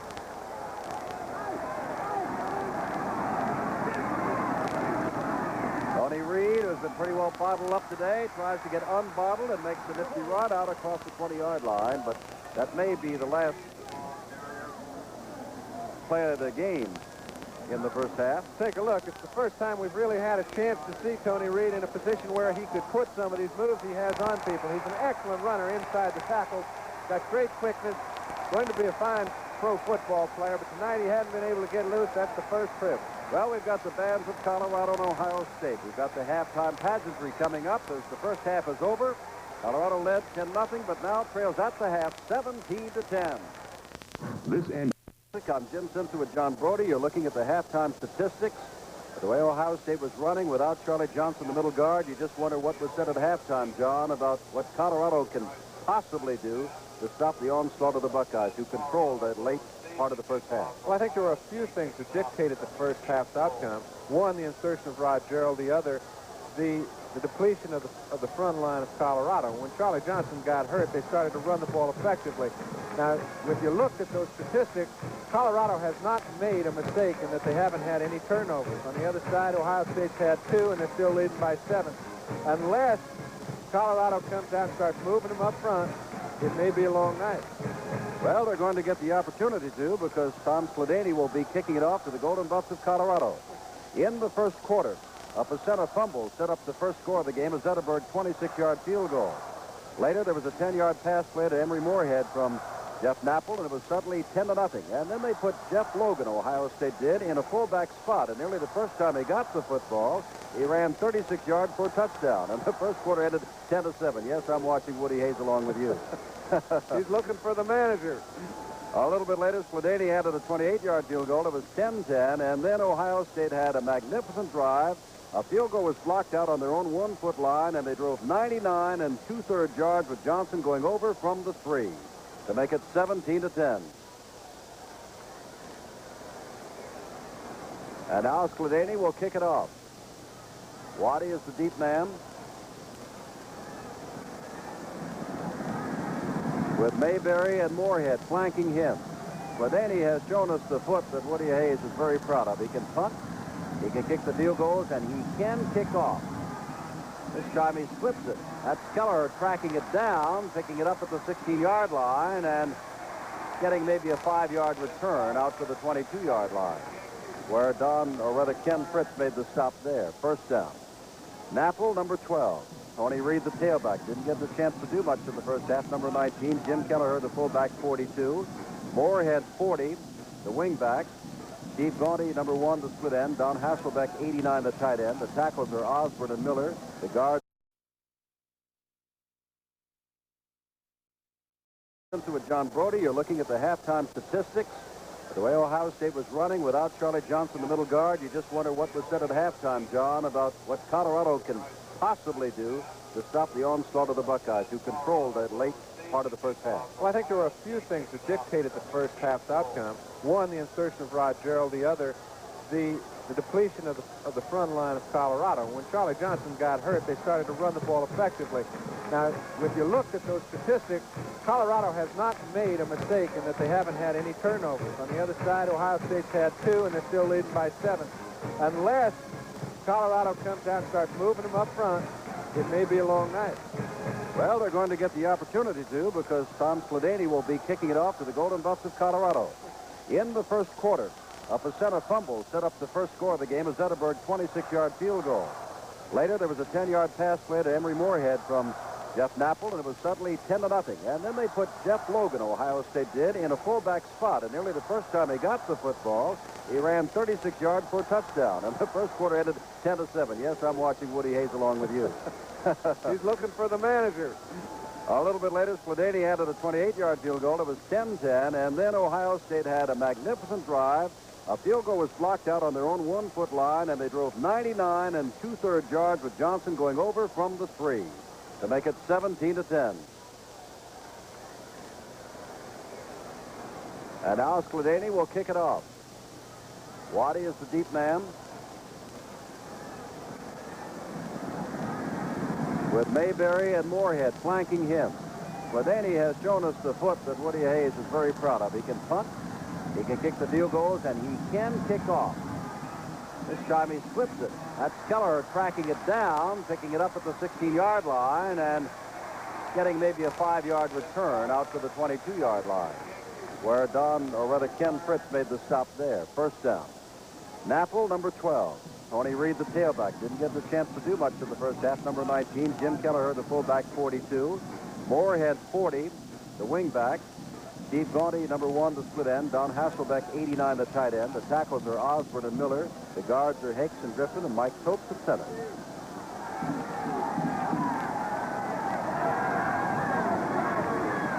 Reed trying to get something going, and Reed does get something going. Rambling across the 25, out to the 28-yard line. Before he's stopped there by Joe Allegro and Tom Cousineau. Brzezinski, 84, Bonamici, 75, Brown, 55, Beeman, 67, Dantzler, 32, the front 5 for Ohio State. Cousineau, 36, Thompson, 9, the linebackers. Guest, 12, Roche, 26, the corners. Allegro, 22, and Ray Griffin, 44, the safety. It's second down and a long 3 to go. Apple, keeping the football, has the first down and down the sidelines to near the 40-yard line. They'll mark it at the 38. When you see them run as effectively as they have in the past 2 plays, you can sit and wonder to yourself, why don't they run that play all night long? It's not that simple. What makes it work, the offensive line has moved them backward. When that happens, you can operate a whole lot of different kinds of plays. A simple little straight-ahead go on first down by Tony Reed. That time an option work because he got good offensive surge to the left side of the line. The Big 8 co-champions, Colorado, against the Big 10 co-champions, Ohio State. First down, ball marked at the 38.5. And Napple to throw on first down. Gets the ball away. Down the sideline, he's got his man. Dragged down is number 19, Tony Reed, curving out of the backfield, all the way down inside the 25 to the 20-yard line. What Napple did so well then is Ray Griffin was on a safety blitz. He picked it up, he slowed the count down just a little bit, allowed all his linemen to see it. There was nobody out there to cover the intended receiver. Napple slowed it down. He knew he was going to get a quick pass rush, put the ball right on the money. That's the way you play the game. Tom Roche made the saving tackle. First down at the 20-yard line. That's Reed again. They're giving him the ball more and more, and this time he is hit down and hit down hard by Aaron Brown, 55, the middle guard. He was the first to get there. Beeman in on the tackle, Cousineau in on the tackle.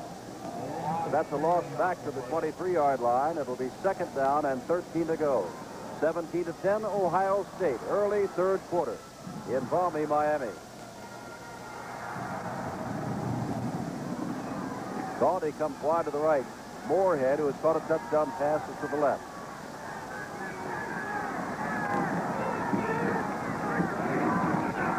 Napple hands to Reed, who's got a couple of those yards back, and will be third and long. Sheldon Dantzler made the stop. The Big 8 has done extremely well, thank you, in postseason play thus far. And the Big 10 came a cropper today when USC bumped off Michigan 14-6. The Wolverines for much of the year number 1 in the nation. Earlier, Pittsburgh, who started the day as number 1, defeated Georgia 27-3. Third down and a little bit more than 10. And Napple rolling right. Napple throwing out of bounds, Gaunty. Boy, he was close, Jim. He thought he was in. However, from my view, it looked like he had stepped out before he caught the ball, and I believe that would make him ineligible. That'll be 3rd down and 10.5 to go. Now here's where Jeff Knapple and Bill Mallory, the head coach, want to get something going, and they're sending in Zetterberg, the field goal kicker. You go back to one of the other cliches of football. You try to get some points on the board. It's 4th and long. Ohio State's very difficult to run against. Zetterberg does have a good leg, and he will try a 38-yard field goal. And the ball is not good and goes into the end zone and will come out to the 20-yard line. 1st and 10, Ohio State. So that was quite a drive put together by Colorado, but it came a cropper. When Gaudy was out of bounds on the pass, that would not have been a 1st down, but perhaps they would have gone for it on 4th down. As it is, it's Ohio State's ball, 1st and 10 at the 20. Rod Gerald, 8, will be the quarterback. Now they've used Logan 34, Springs 23, Johnson 33, and Campbell 38. So we'll wait for them to break from the huddle to tell you who. Jim Harrell 11, Herman Jones 49 alternate, bringing in plays. And right now it is Logan, Springs, and Harrell back there with Rod Gerald.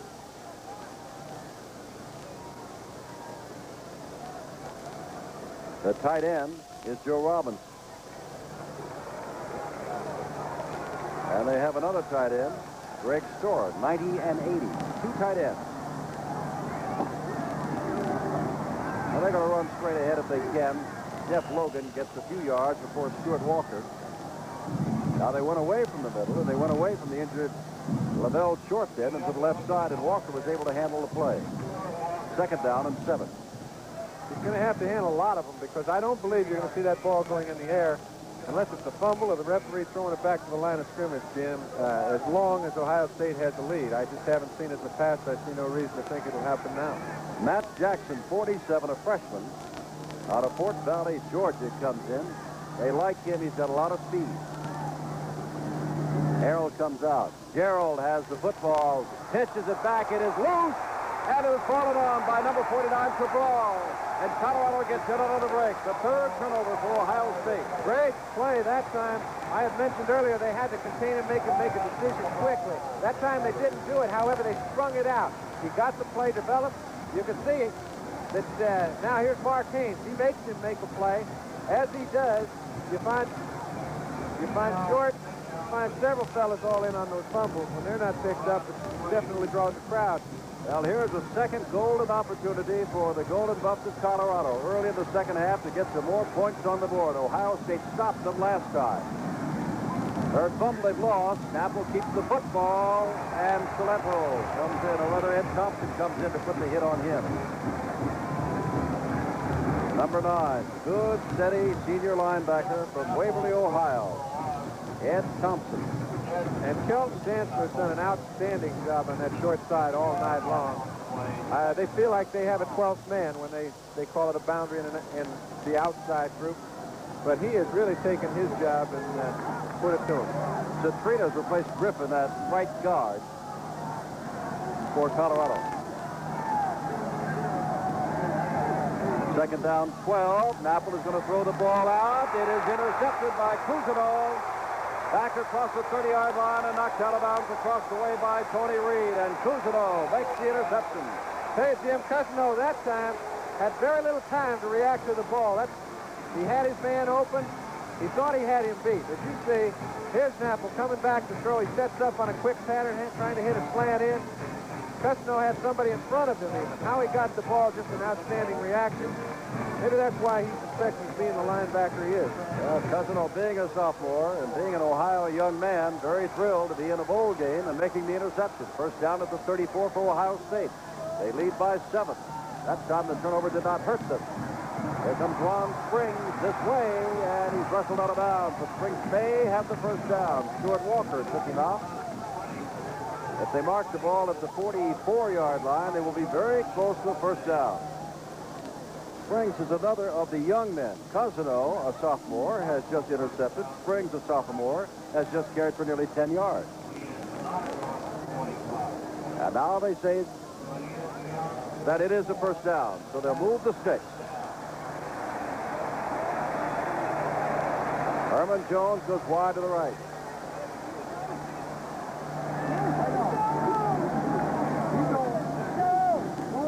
Second man through is Springs, and Springs goes down rather quickly. Tom Cousino has a father who is very proud about his son playing football for Ohio State.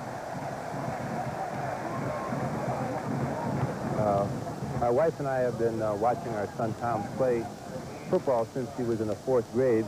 It was certainly a thrill for us when he decided to go to Ohio State, but this has to go down as one of our greatest thrills, coming down to Miami and watching him play in the Orange Bowl game. Tom's father looked like he could play. Second down and 8.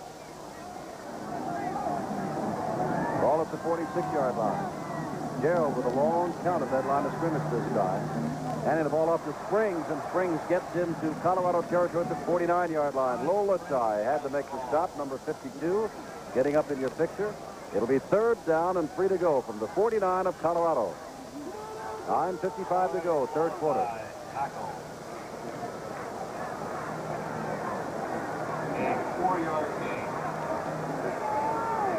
Ohio State, I'm sure, has learned that, well, maybe I'm not so sure that Michigan lost to Stafford to the USC. I don't know if Woody Hayes would let that information get in there.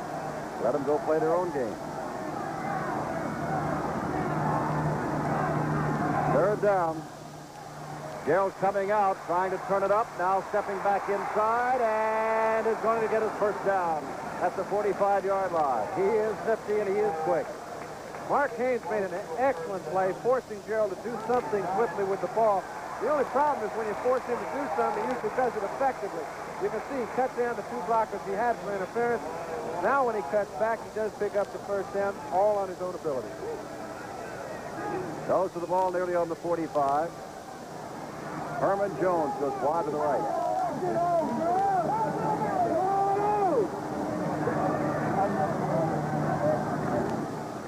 Second man through is Springs. And the Buckeyes are beginning to eat up yardage. 4 and 5 yards of tries. 5 he makes the stop at the 41-yard line. It is 2nd down and 6 to go from the 41. And now Paul Campbell comes into that backfield. And as he comes in, a tight end. Nope, it's Logan coming out. Harrell and Jones both go wide to the right. Logan is in the fullback spot. That's Springs, the second man, the tailback, another first down at the 35-yard line, where Reuben Vaughn had to make the stop, along with Hartling. Hartling playing for Lavelle Short, who went out with an injured ankle but did come back. The middle guard, Charlie Johnson, went out and will not come back. Timeout.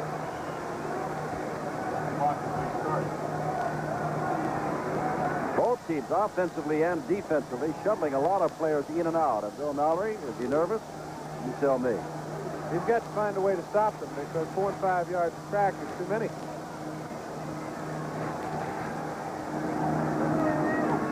First man through, Logan. And he's got about 3 down to the 32-yard line. We've been talking about their offensive line. Their big man, their real dude, is Chris Ward, number 79. We see him on Gary Hartling. That time it was a standoff. Well, there is Charlie Johnson. Don't think he's ready for any more tonight. I think we told you X-rays taken right here at the Orange Bowl proved negative. He does not have a break in that foot or ankle, but he will not play again tonight. Well, they may have taken too much time. Let's just see what happens. Gerald hand on hip, kept the football.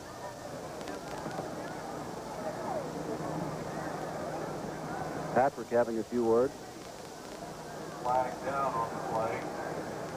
Logan has gained 61 yards in 9 carries. Gerald has carried the ball 9 times for 62 yards. That was delay of the game. And Springs has carried the ball 14 times for 68 yards. Now, you want to talk about running balance. Logan 61, Gerald 62, Springs 68. Pete Johnson's carried it for several on about 8 or 9 carries, so they've just divided it up. 17-10 Ohio State. And it is 2nd down and 13 to go. The ball now back on the 37-yard line of Colorado. That's Logan, and now it's coming around this way with Matt Jackson, and Jackson doesn't get too much. He's a speedy freshman that they want to get the ball to, but Randy Westendorf, the end on that side, played it perfectly along with Mike Spivey. They did play it well, and you put the burden on the ends and the defensive backs in a play like that. The linemen have to pursue with the flow of the play. This time they weren't taken out of position. It looked like it set up pretty well, but they did make a fine play. Now here's a 3rd and long situation for Ohio State. 3rd down, 11 to go from the 36. Let's see what Rod Gerald does. Going back to throw, getting the ball away over beyond Harold, who had a step on the defensive man. But Gerald had to deliver that ball in a hurry. Well, you're never going to see too many men in the back in the defensive secondary when you're playing against Ohio State, because most passes are a bit of a surprise. That time he did have a situation where he had one-on-one. Still have to hit him. Gladany will try. Are you ready? A 53-yard field goal.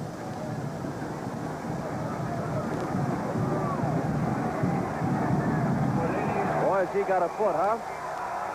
It is off to the side. It was plenty long enough, but off to the near side.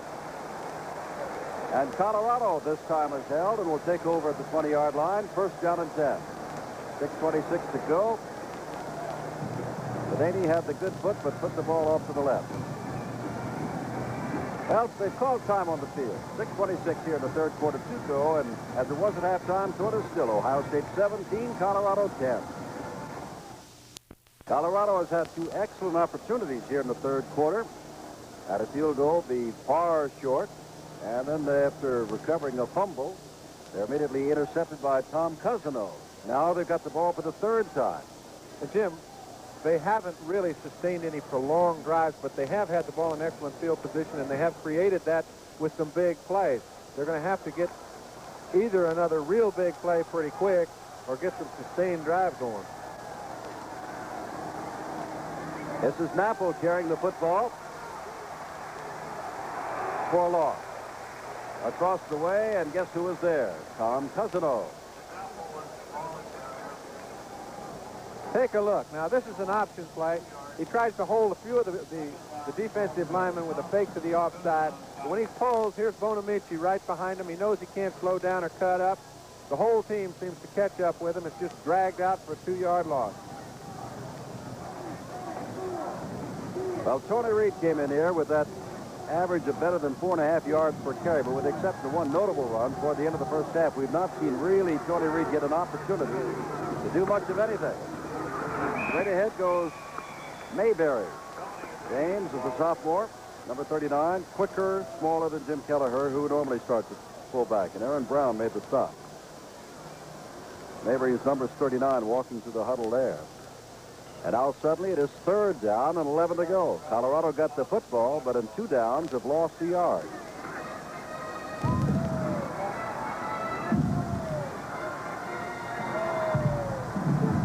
Jeff Napple rolling this way, looking to throw this way, gets the ball away for Gaudy. He makes the catch and then drops the football. When he was hit, Gaudy dropped the football. Went high in the air to make an outstanding catch, and Ray Griffin lowered the boom, and the ball dropped loose. Well, he'd have definitely held on to the ball had Ray Griffin not made the jarring tackle he made. He came all the way over from his free safety spot. You see Napple throw the ball just as Gaudy gets by, might guess. However, as he's still up in the air, Ray Griffin's in a perfect position, lowers the boom on him. It's pretty hard to hang on to the ball under those conditions. You should hear the Ohio State people talk about Ray Griffin is about to field that punt and get down the sideline. Ray Griffin knocks out of bounds inside the 5-yard line by Spivey.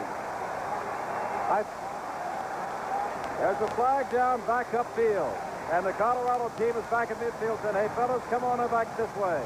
It looks to me as if they thought he was going to run out of bounds. They've got him pinned pretty tightly to the sideline. Tries to make a hit out of bounds. He never does touch that stripe. However, it looks to me as if there might have been a clipping coming. There goes Ray. Looks like he's saying, hey, you better not hit me. Ball is placed down at the 48-yard line. Robert Carpenter, our official, and I never did see the signal. They simply placed the ball down. Perhaps he stepped out of bounds over there at the 48-yard line. I guess that's what did happen because there was no signal at all as to a penalty and no yardage stepped off. Jeff Logan, a couple of tough yards, maybe a yard. Muxlow made the stop, and it's second down and nearly 10 to go. 4:38 left in the third quarter. 17-10 Ohio State.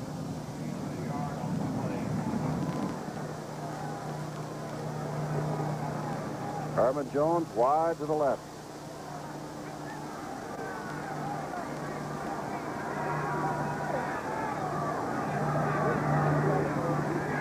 Darrell play action, trying to get it to Harrell. He does! Dragged down inside the 5. Play action by Rod Gerald, freezing everybody, and Harrell burst through. And they fooled him, there's no doubt about it. Gerald pulled it at just the proper time. Mark Hayes has been in their backfield several times tonight. He's the man that they ran right by as Harrell went free as a bird. Came back. You're going to do some work in the opposing team's offensive backfield. You're going to have a little trouble covering the deep one.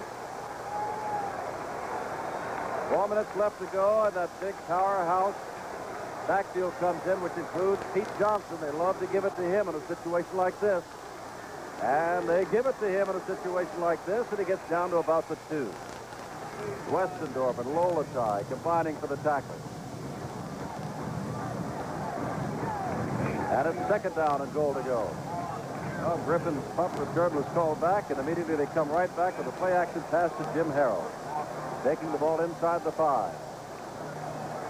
Ohio State looking to go up by 14. They're up by 7 right now. Give it to the big fella again. Oh, he is stacked up. Stacked up hard. The excited man was Frank Patrick. So excited, I thought he had a fumble recovery. He didn't. He simply stacked him up. They stood him up right at the offensive line. Lolatai gets in, makes Johnson come to the outside, and Frank Patrick made an excellent tackle. Storr comes in as a tight end. Ferguson comes out for Ohio State. Third down. Here's the big play.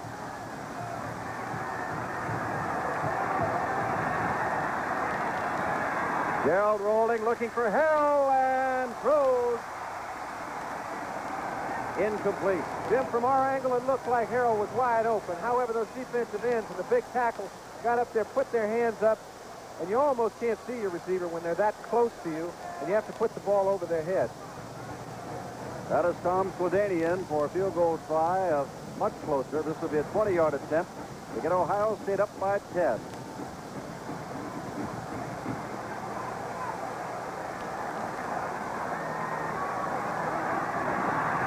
Sledany's kick is good. 20-yard field goal by Sledany. 2:30 to go. Third quarter. Ohio State at one time down 10-0. Now leads by 10, 20-10. Jim sits with John Brody, and that is Charlie Johnson. Middle guard out for the evening. Got that injured right ankle propped up along the bench. And you know he's sick because he knows just exactly how much he's needed. 264 pounds. Good, quick middle guard out of there. Sledany kicks this almost out of the end zone. That is what Woody Hayes and Ohio State called the beer can kick, non-returnable.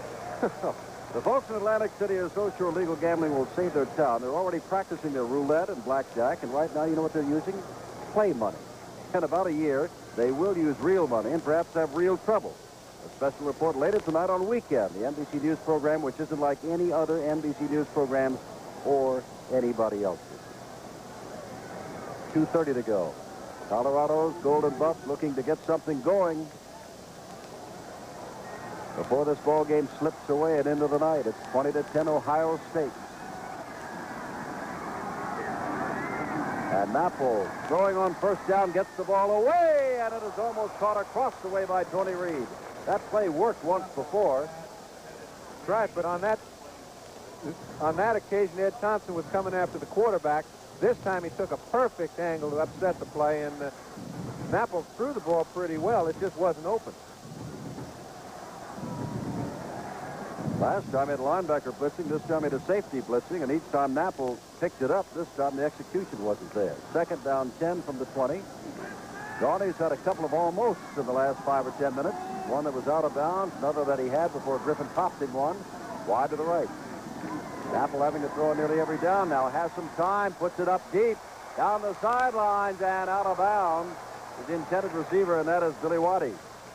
He really never did have a chance to complete the pass because Ray Griffin played the play perfectly. He's the free safety. He goes back. He's responsible for the deep half of that side of the field.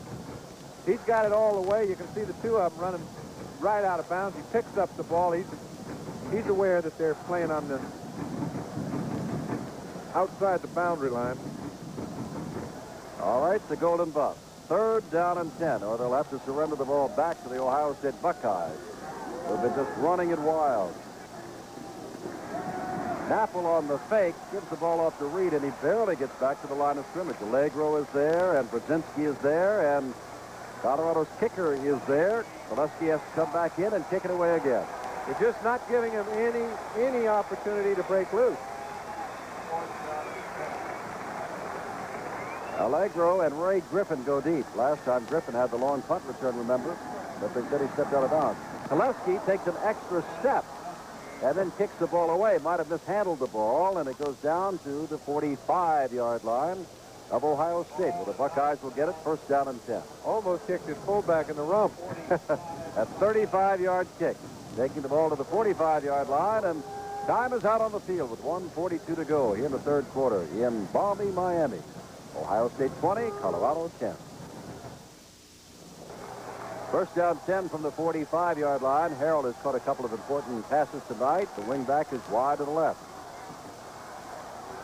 First man through, Jeff Logan, only gets maybe a yard.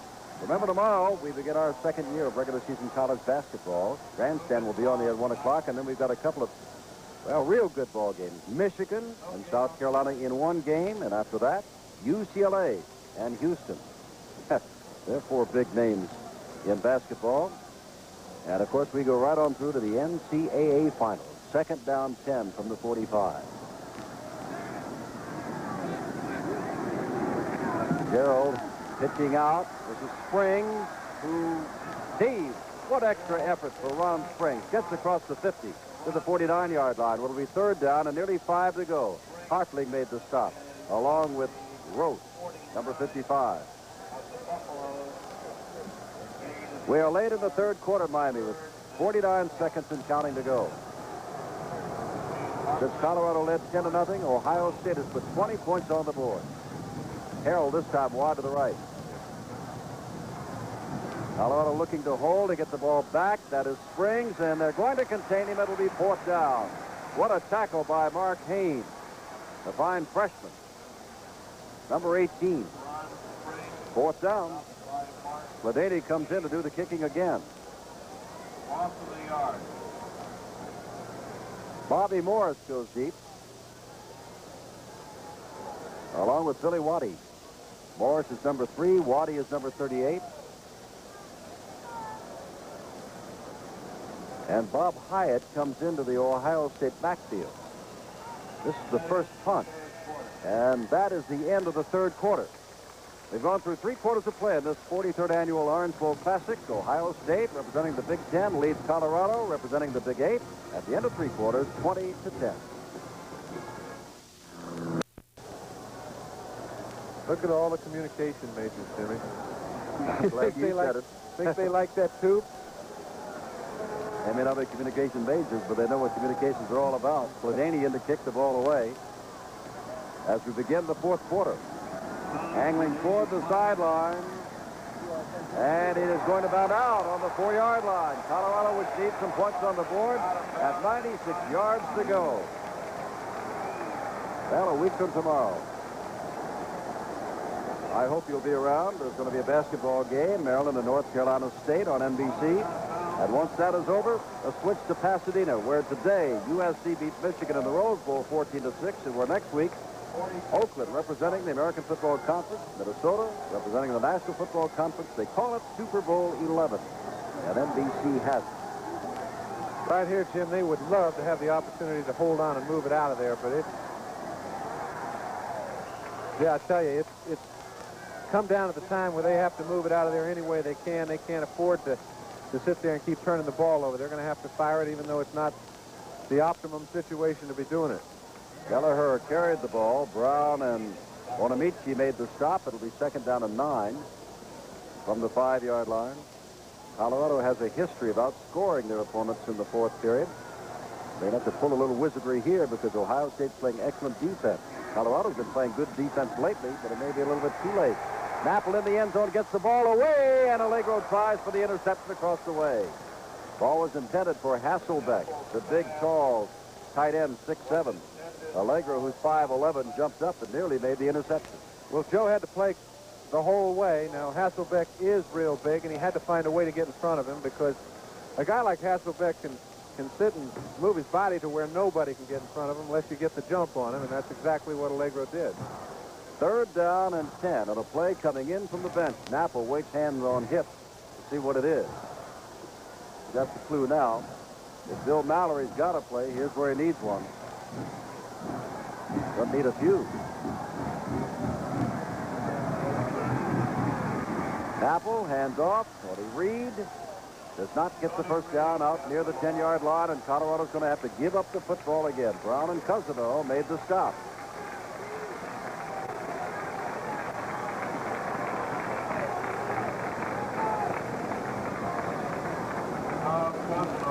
Dan Koleski comes in to kick the ball away. The Golden Buffs, you just get the feeling, are hanging on and hanging on. They only allowed 3 points in the 3rd quarter, but for nearly all Ohio State, Koleski gets away a good kick, might be returnable. Logan at the 45-yard line, going to go the other way. That's the wrong way, Jeff. Back to the 47 goes Logan. As excellent coverage led by Reuben Vaughn puts him down. Carter was also there. 35-yard kick, the 2-yard return. But Ohio State's got the football again and again in Colorado territory. 2-yard loss on the return side. Rod Gerald comes back in to call a play, sending Harrell out wide to the left and Herman Jones to the right. Logan and Springs the setback.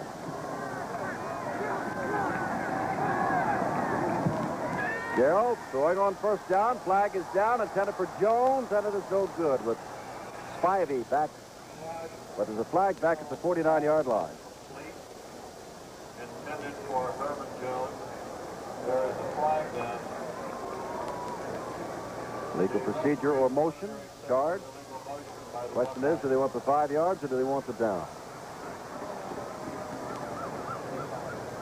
Talking about what Colorado's defense wants, they have been to the task the last 2 times Ohio State's had the ball. It may have had some inducement to encourage Rod Gerald to throw the ball on that occasion, but they really need a big defensive spurt here because if Ohio State's able to control the ball, get down to get some more points, it's going to be long sailing. Bob Hyatt now comes wide to the right.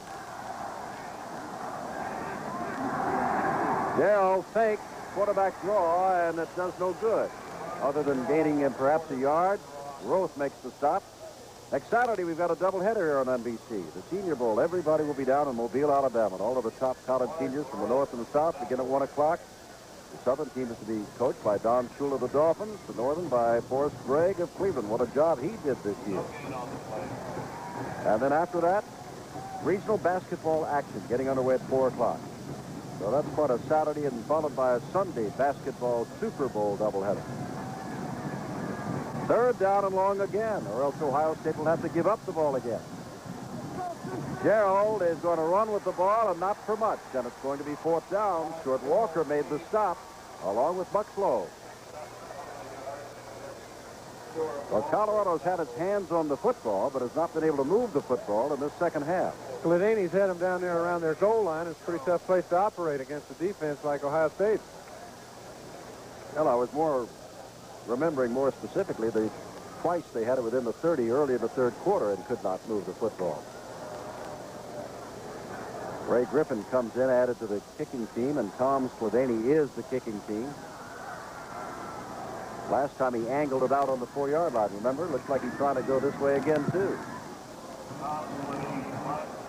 This one is going to be caught right at the 11-yard line by Bobby Morris. It'll be 1st down and 10.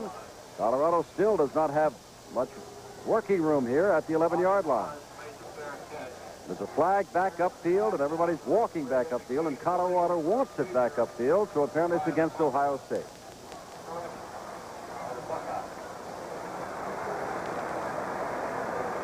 I would imagine they'd want anything over rather than have the ball at the 11-yard line again. I don't think the 11's the optimum spot. Bill Mallory, an intense young coach at Colorado. He's been there as head coach for 3 years. At the Orange Bowl luncheon the other day, he was intently outlining his team, whereas Woody Hayes, the man who's been around for 31 years as a head coach, 26 at Ohio State, was Mr. Calm, Mr. Smooth. Hey, Bill Mallory has, I think, as much respect as I've ever seen a coach have from his players and his staff both. And I've never been with a man that's easier to work with. He's all of that. 12 minutes exactly to go. Legal procedure, they will kick the ball again.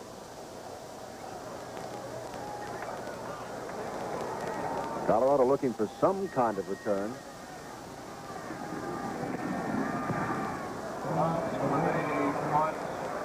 Fair catch called, and they actually picked up a couple of yards this time as the ball is on the 9-yard line. Fair catch called by Bobby Morris.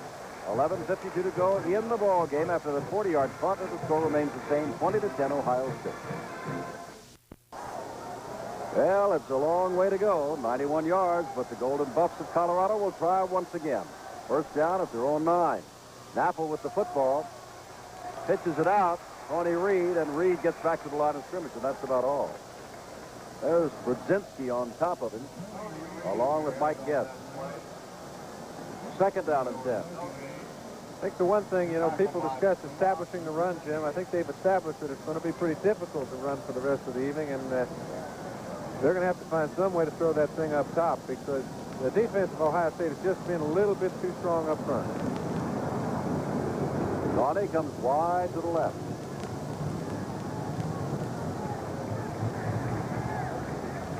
Fullback gets the football. Kelleher.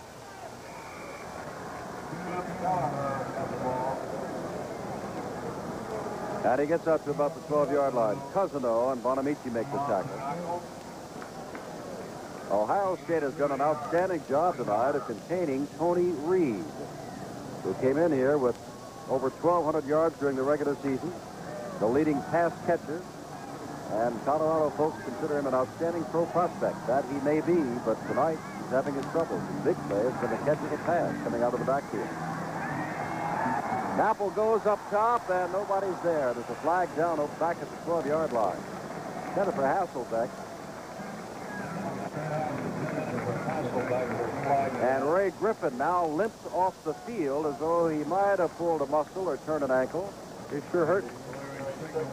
Procedure called against Colorado, and they're going to take the incomplete pass, Ohio State is, and kick the ball away. Ray Griffin's a junior. He has another year. Outstanding offensive player. Fought it over in his mind for a long while and finally decided, I'm going to play defense. And he was also bowing to the needs of Ohio State. They needed a defensive back. All right, now he's going to be behind a submariner looking at the legs of center. Gillespie, who is in the submarine, gets away a very poor kick. Very poor kick. I think as much as anything, Jim, the kicking game has dictated the outcome and the flow of this whole game. Gladani's had an outstanding night, and Colorado's kickers really haven't had that good a night. Gillespie gets off a punt of 17 yards and gives Ohio State perhaps the field position it needs to put this game away. 20-10, Ohio State leading Colorado. We've got 10:26 to go. And now time is out on the field, and both teams walk back to their huts. Griffin along the sidelines, apparently a cramp. We're guessing, but that's the way it looked. Here's Gerald carrying the football, being strung out, pitching the ball out to Springs, and he's run out of bounds after picking up a couple of yards. Colorado has done a fine job on the running of Ohio State here in the second half. But Ohio State has done an outstanding job against Colorado, allowing them just 23 yards rushing in the second half. Second down and 7 to go. Colorado needs the football, needs field position, and needs to go up top and get some points. Right now, they need to stop Ohio State. Herman Jones wide to the left.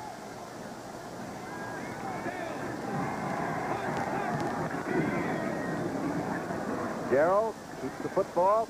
It's knocked forward down to about the 20-yard line. It'll be third down and short yardage. Vaughn is the man who made the tackle, number 75. And right there with him was Stuart Walker. Take a look at Randy Westendorf. He's not a very big defensive end. He's about 192 pounds. But he's an active one, and he's been in the act all night long. Now, they've been trying to run at him, and in the last 3 series haven't had much, really had much success. Third down and 2. Pete Johnson is in there. Is that what they're going to do again? That's what they normally do. That's what they do again. And Johnson is knocked back. And he may not have gotten that first down. Frank Patrick, number 64, gave him a big hit. Everybody knows that Johnson is normally the man to get the ball in that situation. Here you go. Let's take a look at the defense. They get good defensive penetration. Lolatai makes a real fine play, getting underneath the whole pack, stacking up everything, and the rest of the defenders come in and clean it up. Now it's 4th and a foot. 4th and a foot, and you would expect Johnson again, but Logan is there, and Harrell is there, and Gerald can carry the football. Oh, Johnson's got it and plenty more. Down to the 15-yard line. Moved it out with Cabral making the tackle, along with Haynes. Whereas they were effective at stopping at the play before, let's take a look at Bill Lukens, Lou Petrini, the whole right side of the offensive line. They get their job done this time, stand the people up, and give Pete Johnson a chance to do his work on the other side of the line. First down at the 16-yard line.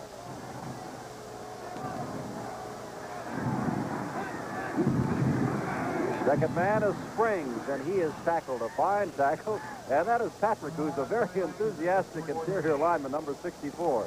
Every time he makes a stop, he puts his hands up like it's a touchdown and recovered fumble. He's made some pretty key ones tonight. He sure has. Remember, if you did join us late, Colorado led 10-0. It is now 20-10, Ohio State with 8:20 to go. And again in the Sugar Bowl today, Pittsburgh 27, Georgia 3, in the Cotton, Houston 30, Maryland 21, in the Rose, USC 14, Michigan 6. Gerald, and this is Springs trying to get outside, and he's going to get outside for a yard or 2. To about the 9, where Cabral and Haynes knock him out of bounds. Jim, you know those plays look like they're going for a yard or 2 yards, but that play, for instance, was a 4.5-yard gain. Now, they're moving them out offensively in the line. I guess I better quit repeating that, but that's really the success factor for Ohio State. Ron Springs comes out, and Big Pete Johnson comes in. Tonight he scored his 58th touchdown of his Ohio State career. Third down and 4.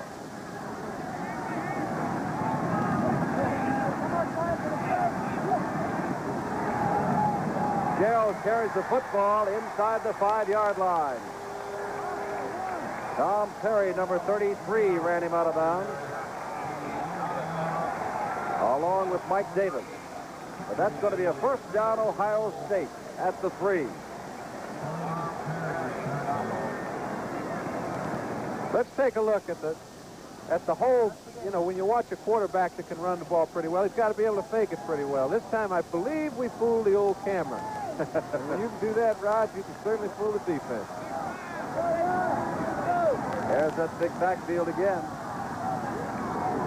And there's that Pete Johnson again, battling down near the goal line. Ron Springs tonight has carried for 81 yards, Gerald for 77, and Logan for 64. Logan was a big man in the first quarter with a 36-yard run and has hardly been called on a run with the ball since. 7.5 minutes left. Second down and, about a foot to go. We'll take a look as they come to the line of scrimmage. It's nearly a yard. And Colorado wants another timeout to get itself set up, to get itself, if it can, all together defensively. Timeout, Colorado. 7.5 minutes to go. Pete Johnson talking to the trainer there. And it's 20-10 Ohio State, and the Buckeyes are near another. In the Orange Bowl, Jim Simpson with John Brody, and the Buckeyes from Ohio State trying to put a little insurance on the board here with 7.5 minutes to go. A touchdown. They go up by 16, the extra point 17. With only 7.5 to go. Johnson tries to fight his way in and does not get it. And it is third down, and that is Lolatai, number 52, getting up. And down at the bottom of the stack is McKinney, Otis McKinney. Let's pause briefly for station identification. This is the NBC television network.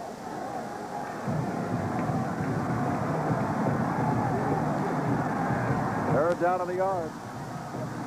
And there's that man again, and he lost the football and dove on by, well, there's grammar for you. You get the idea. Colorado got the football. Boy, their defense has been tough up front. I'll tell you, this second half, they've been put against it 4 times, and they've done their job, each and every one of them. When you only have a foot to go against a group that outweighs you a bit, you've got it cut out for you. They've met Pete Johnson 3 times in a row down there. That's the 4th fumble tonight for Ohio State, and they have lost them all. And Colorado gets the football back. But, again, they give it back 97 yards away. 5 he recovered. Next month and a half, NBC Sports lineup will include some golf. John and I are going to be out for the Joe Garagiola Tucson Open on the 15th and 16th at the Bob Hope Desert Classic. And Bob even has a special coming up on NBC on January 21st. What's yet to happen? Kelleher fights his way out. When Ohio State has had Colorado down inside the 10, despite the fact that time has been oozing away, Napple has played it safe most of the time, generally going to his fullback. On one occasion, he was chased into the end zone and did throw. I'm sure he'll throw now. He knows that if they're going to win the game, they're not playing to look good. They're trying to win. He's got to score twice within 6.5 minutes, and he's got to put it upstairs. Pitch out, and getting some running room is Tony Reed. Across the 10-yard line. And it'll be third down and a couple to go. Allegro ran him out of bounds. 6 minutes left, 20-10, Ohio State. There have been several big stories in this game. Number 1, the outstanding defense of Ohio State. Number 2, their ability to run inside on Colorado, especially so after Charlie Johnson was injured. And that, I think, is about the football game summed up.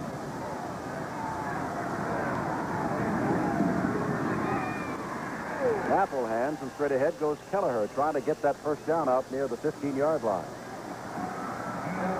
And I believe he's got it. They do. They're moving the sticks. Let's just take a look right here. You can see you get the ball to the big fullback when you have a foot to go. If there's no room underneath, you go up over above. Kelleher picks it up. Gaudy comes wide to the left. Waddy is to the right. Colorado's looking for some points. Getting the ball out to Reed, and Reed is knocked down. Perhaps the loss on the play. Tony Reed, as we've said before, is been bottled up. Aaron Brown made the tackle along with Eddie Beeman. And it is second down and 11. And we'll check some statistics on Tony Reed, just how well he has done tonight. Because he is the man who carries the ball most for the most yardage and catches the ball most for the most yards. He's carried the ball 20 times for 55 yards. About 2.5 yards per carry. Napple gets it away for Gaudy, and there might be a flag thrown, and there is. First down out across the 35. That's exactly what he has to do. Obviously, it's nice when you can run past, get into a situation where you can do either. He's not in that situation. He has to throw it, and he has to throw it down the field quite a ways. This is the kind of break he needs. As Gaudy's going for the ball, you can see Allegro come in trying to make a play and got tangled up with him. That gives him a big break, the first good field position they've had in about 12 minutes. 20-10 Ohio State. 4:58 to go. The ball now at the 35-yard line of Colorado. And more importantly, a little room for Jeff Napple to throw. He is not backed up. They carry the ball, put it back to Gaudy, who's going to throw, getting it up for Moorhead, who is there, but the ball is overthrown by about 5 to 7 yards. Roche made an excellent play. Now, he's the man that has to come around on that reverse. When they made it effectively work early in the ball game, it opened up pretty well. However, he didn't sucker in. He saw Moorhead down there trying to delay him and then go. He stayed right with him and beat the play. Second down and 10. Colorado looking for a quick score if it can get one to draw it close. And then who knows, anything can happen. And should they score, what a turnaround that fourth fumble of the ball game would have been.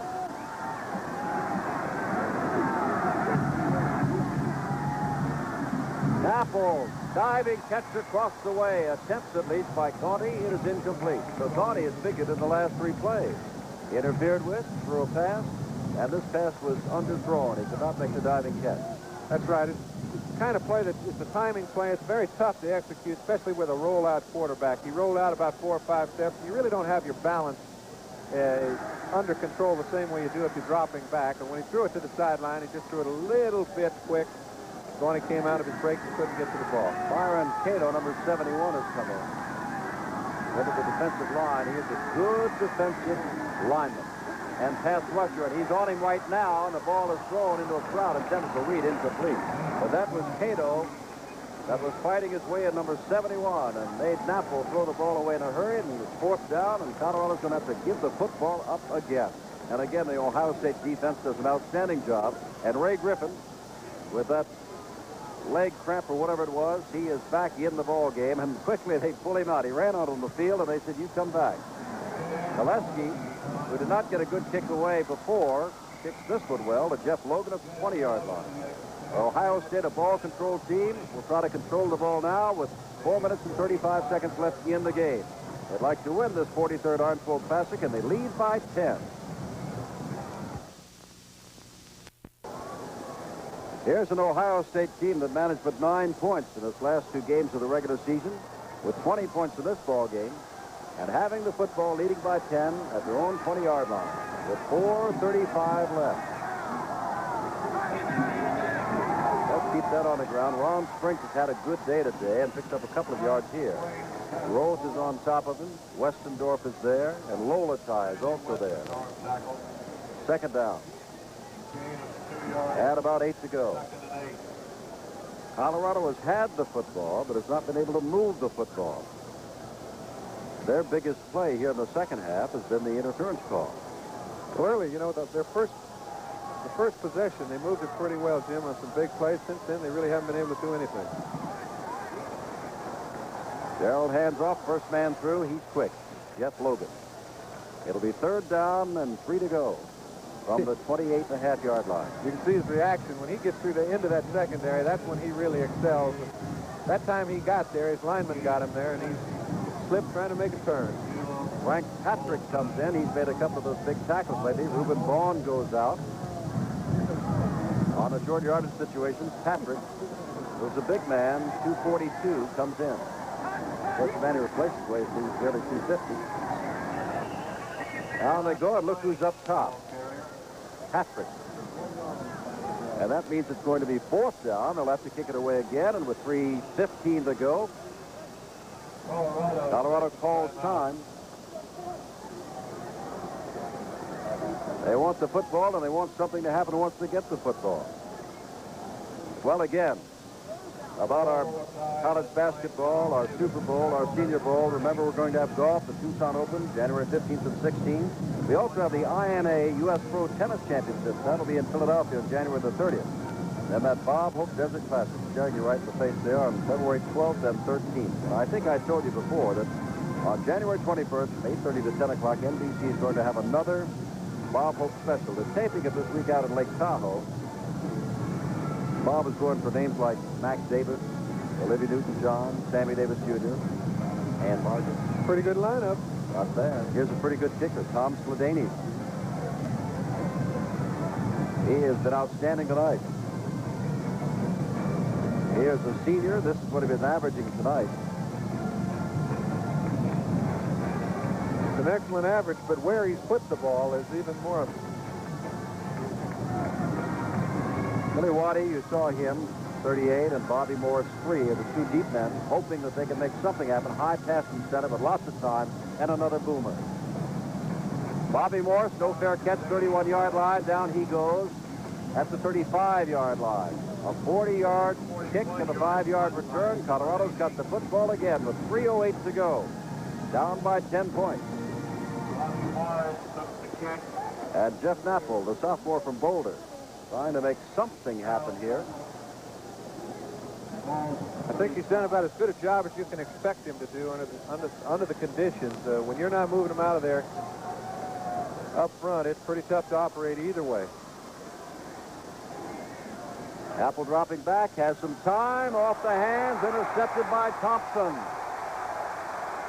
Thompson across the 35, across the 30, ridden down. And that might dispel the need to any hopes for the Golden Buffs of Colorado. Thompson returned one interception for a touchdown this year, but this is just as big to him here in the Orange Bowl. As you see, Apple's going back. He's throwing back.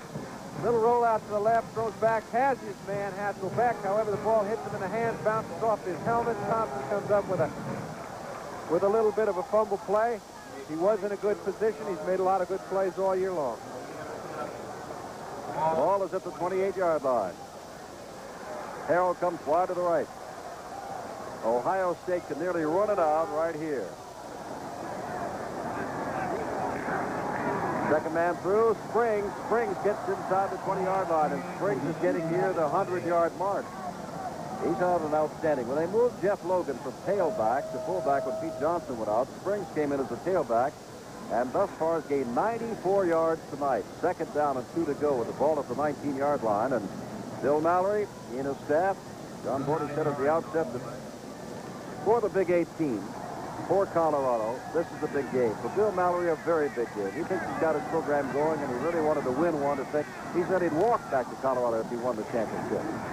Carrying the trophy, Jeff Logan's got the first down and more inside the 15-yard line. There is Jeff Napple.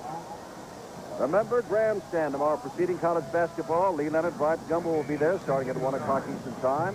Fran Tarkenton has a special report on the Super Bowl. He's going to play in it. Barbara Hunter interviews Ken Stabler. He's going to play in it. And also Willie Brown. In Oakland's Jack London Square. An up-to-date look at your college basketball team. And to do that, an interview with former UCLA head coach John Wood. That sounds good tomorrow starting at 1 o'clock on Grandstand.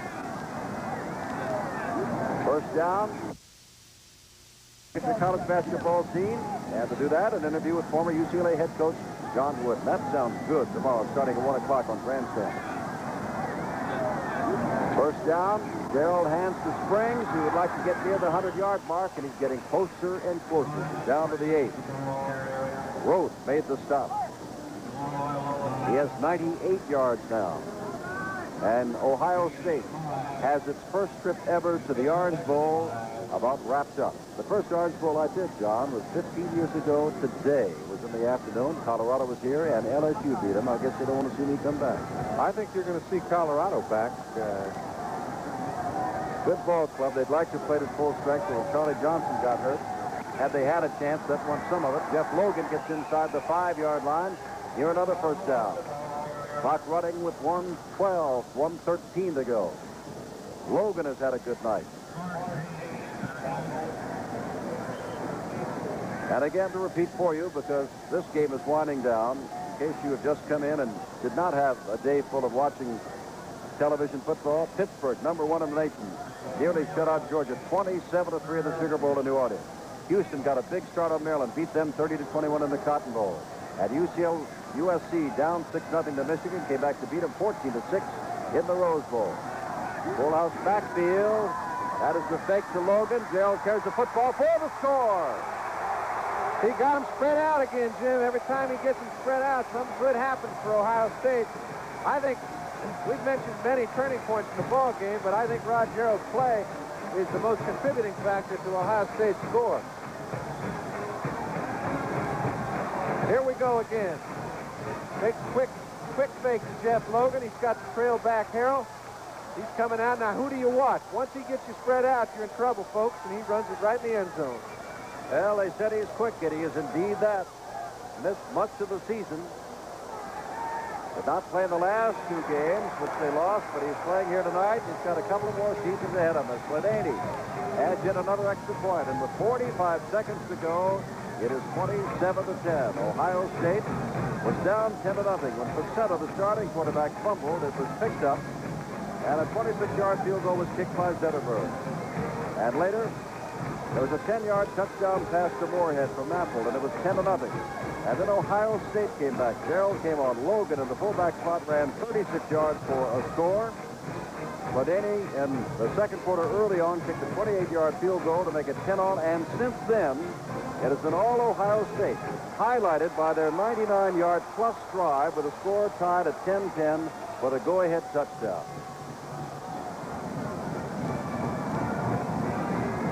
There's Gerald. Ladaney will kick it off. The ball game is out of hand now. I don't think we're going to see any more of Lou Petrini or Bill Lukens, Mark Lang, the whole offensive line, Jim Savokin, Chris Ward, but they did it, they did it, they did it.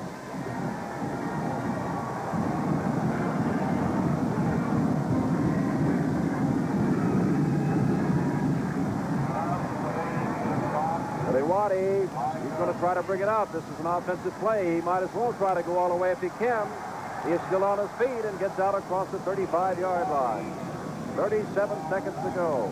Our thanks to Gene Autry, president of the Orange Bowl Committee, Dan McNamara, the executive director, Hal Fleming, the production manager, publicity director Joe Sloan. A special thanks to the 133 members of the Orange Bowl Committee. They've given unselfishly their time all year long to make the spectacular events of the Orange Bowl Festival possible. And from Colorado, Eddie Crowder, the wonderful athletic director, Bill Mallory, what a fine man he is, his staff, Mike Moran, the sports information director, also spotted by.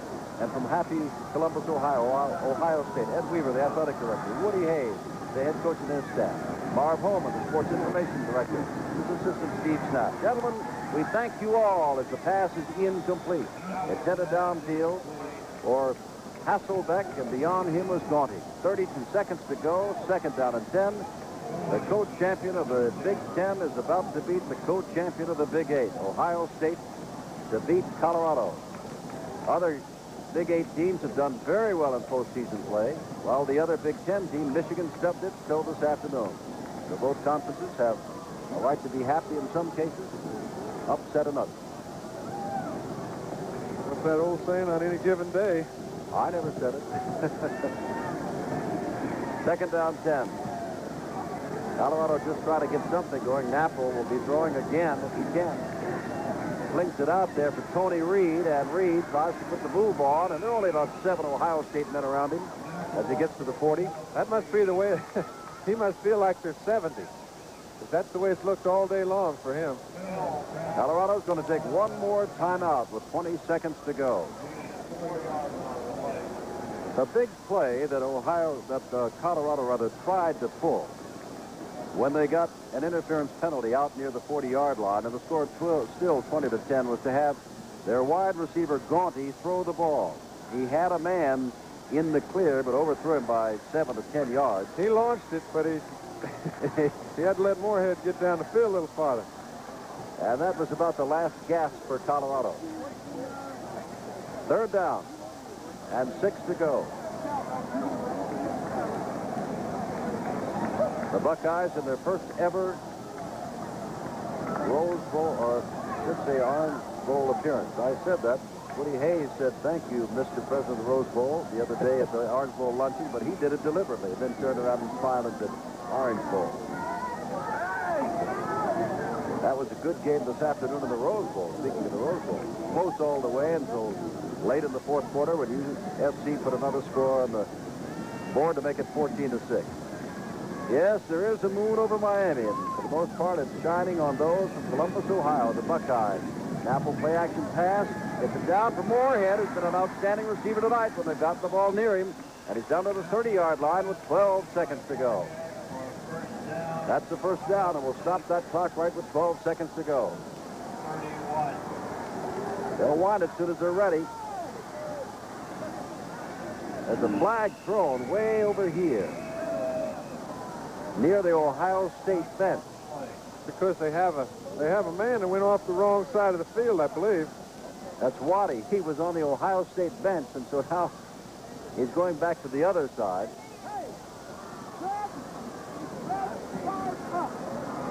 Legal procedure. Maybe he likes the way Ohio State's playing better than that.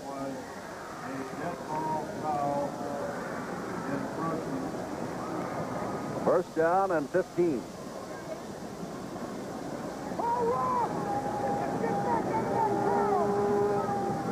They have just about played out the string here in the 43rd Orange Bowl.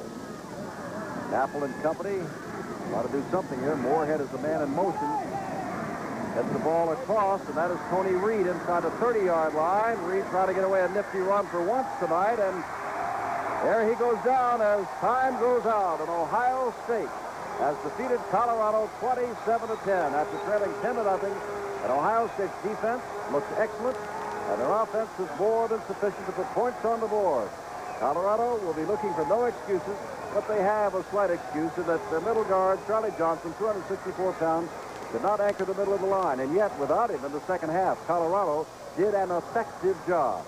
I really think, Jim, that Bill Mallory's had a great year. As we mentioned early in the year, early in the broadcast, he was expected to come in sixth. Now, I think an indication of that is that all his offensive line are sophomores and juniors.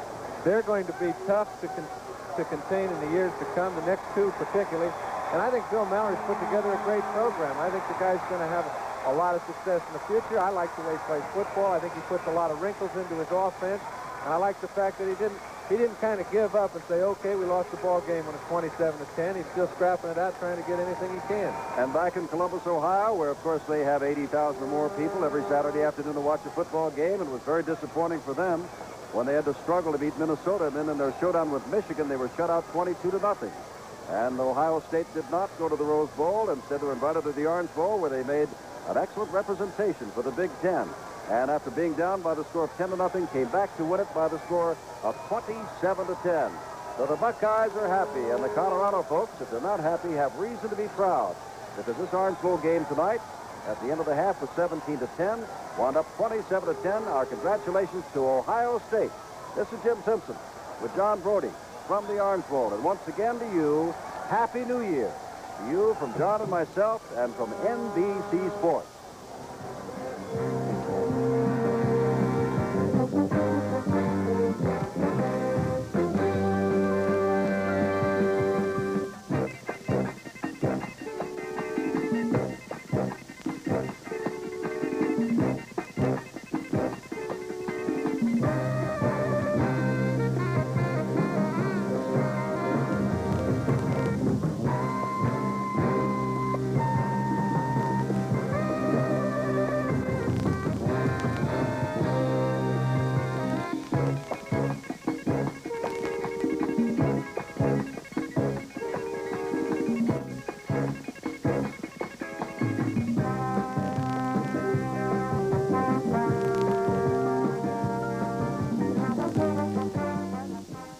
NBC reports 3.5 startling hours, violence in America, Wednesday at 8, 7 Central and Mountain.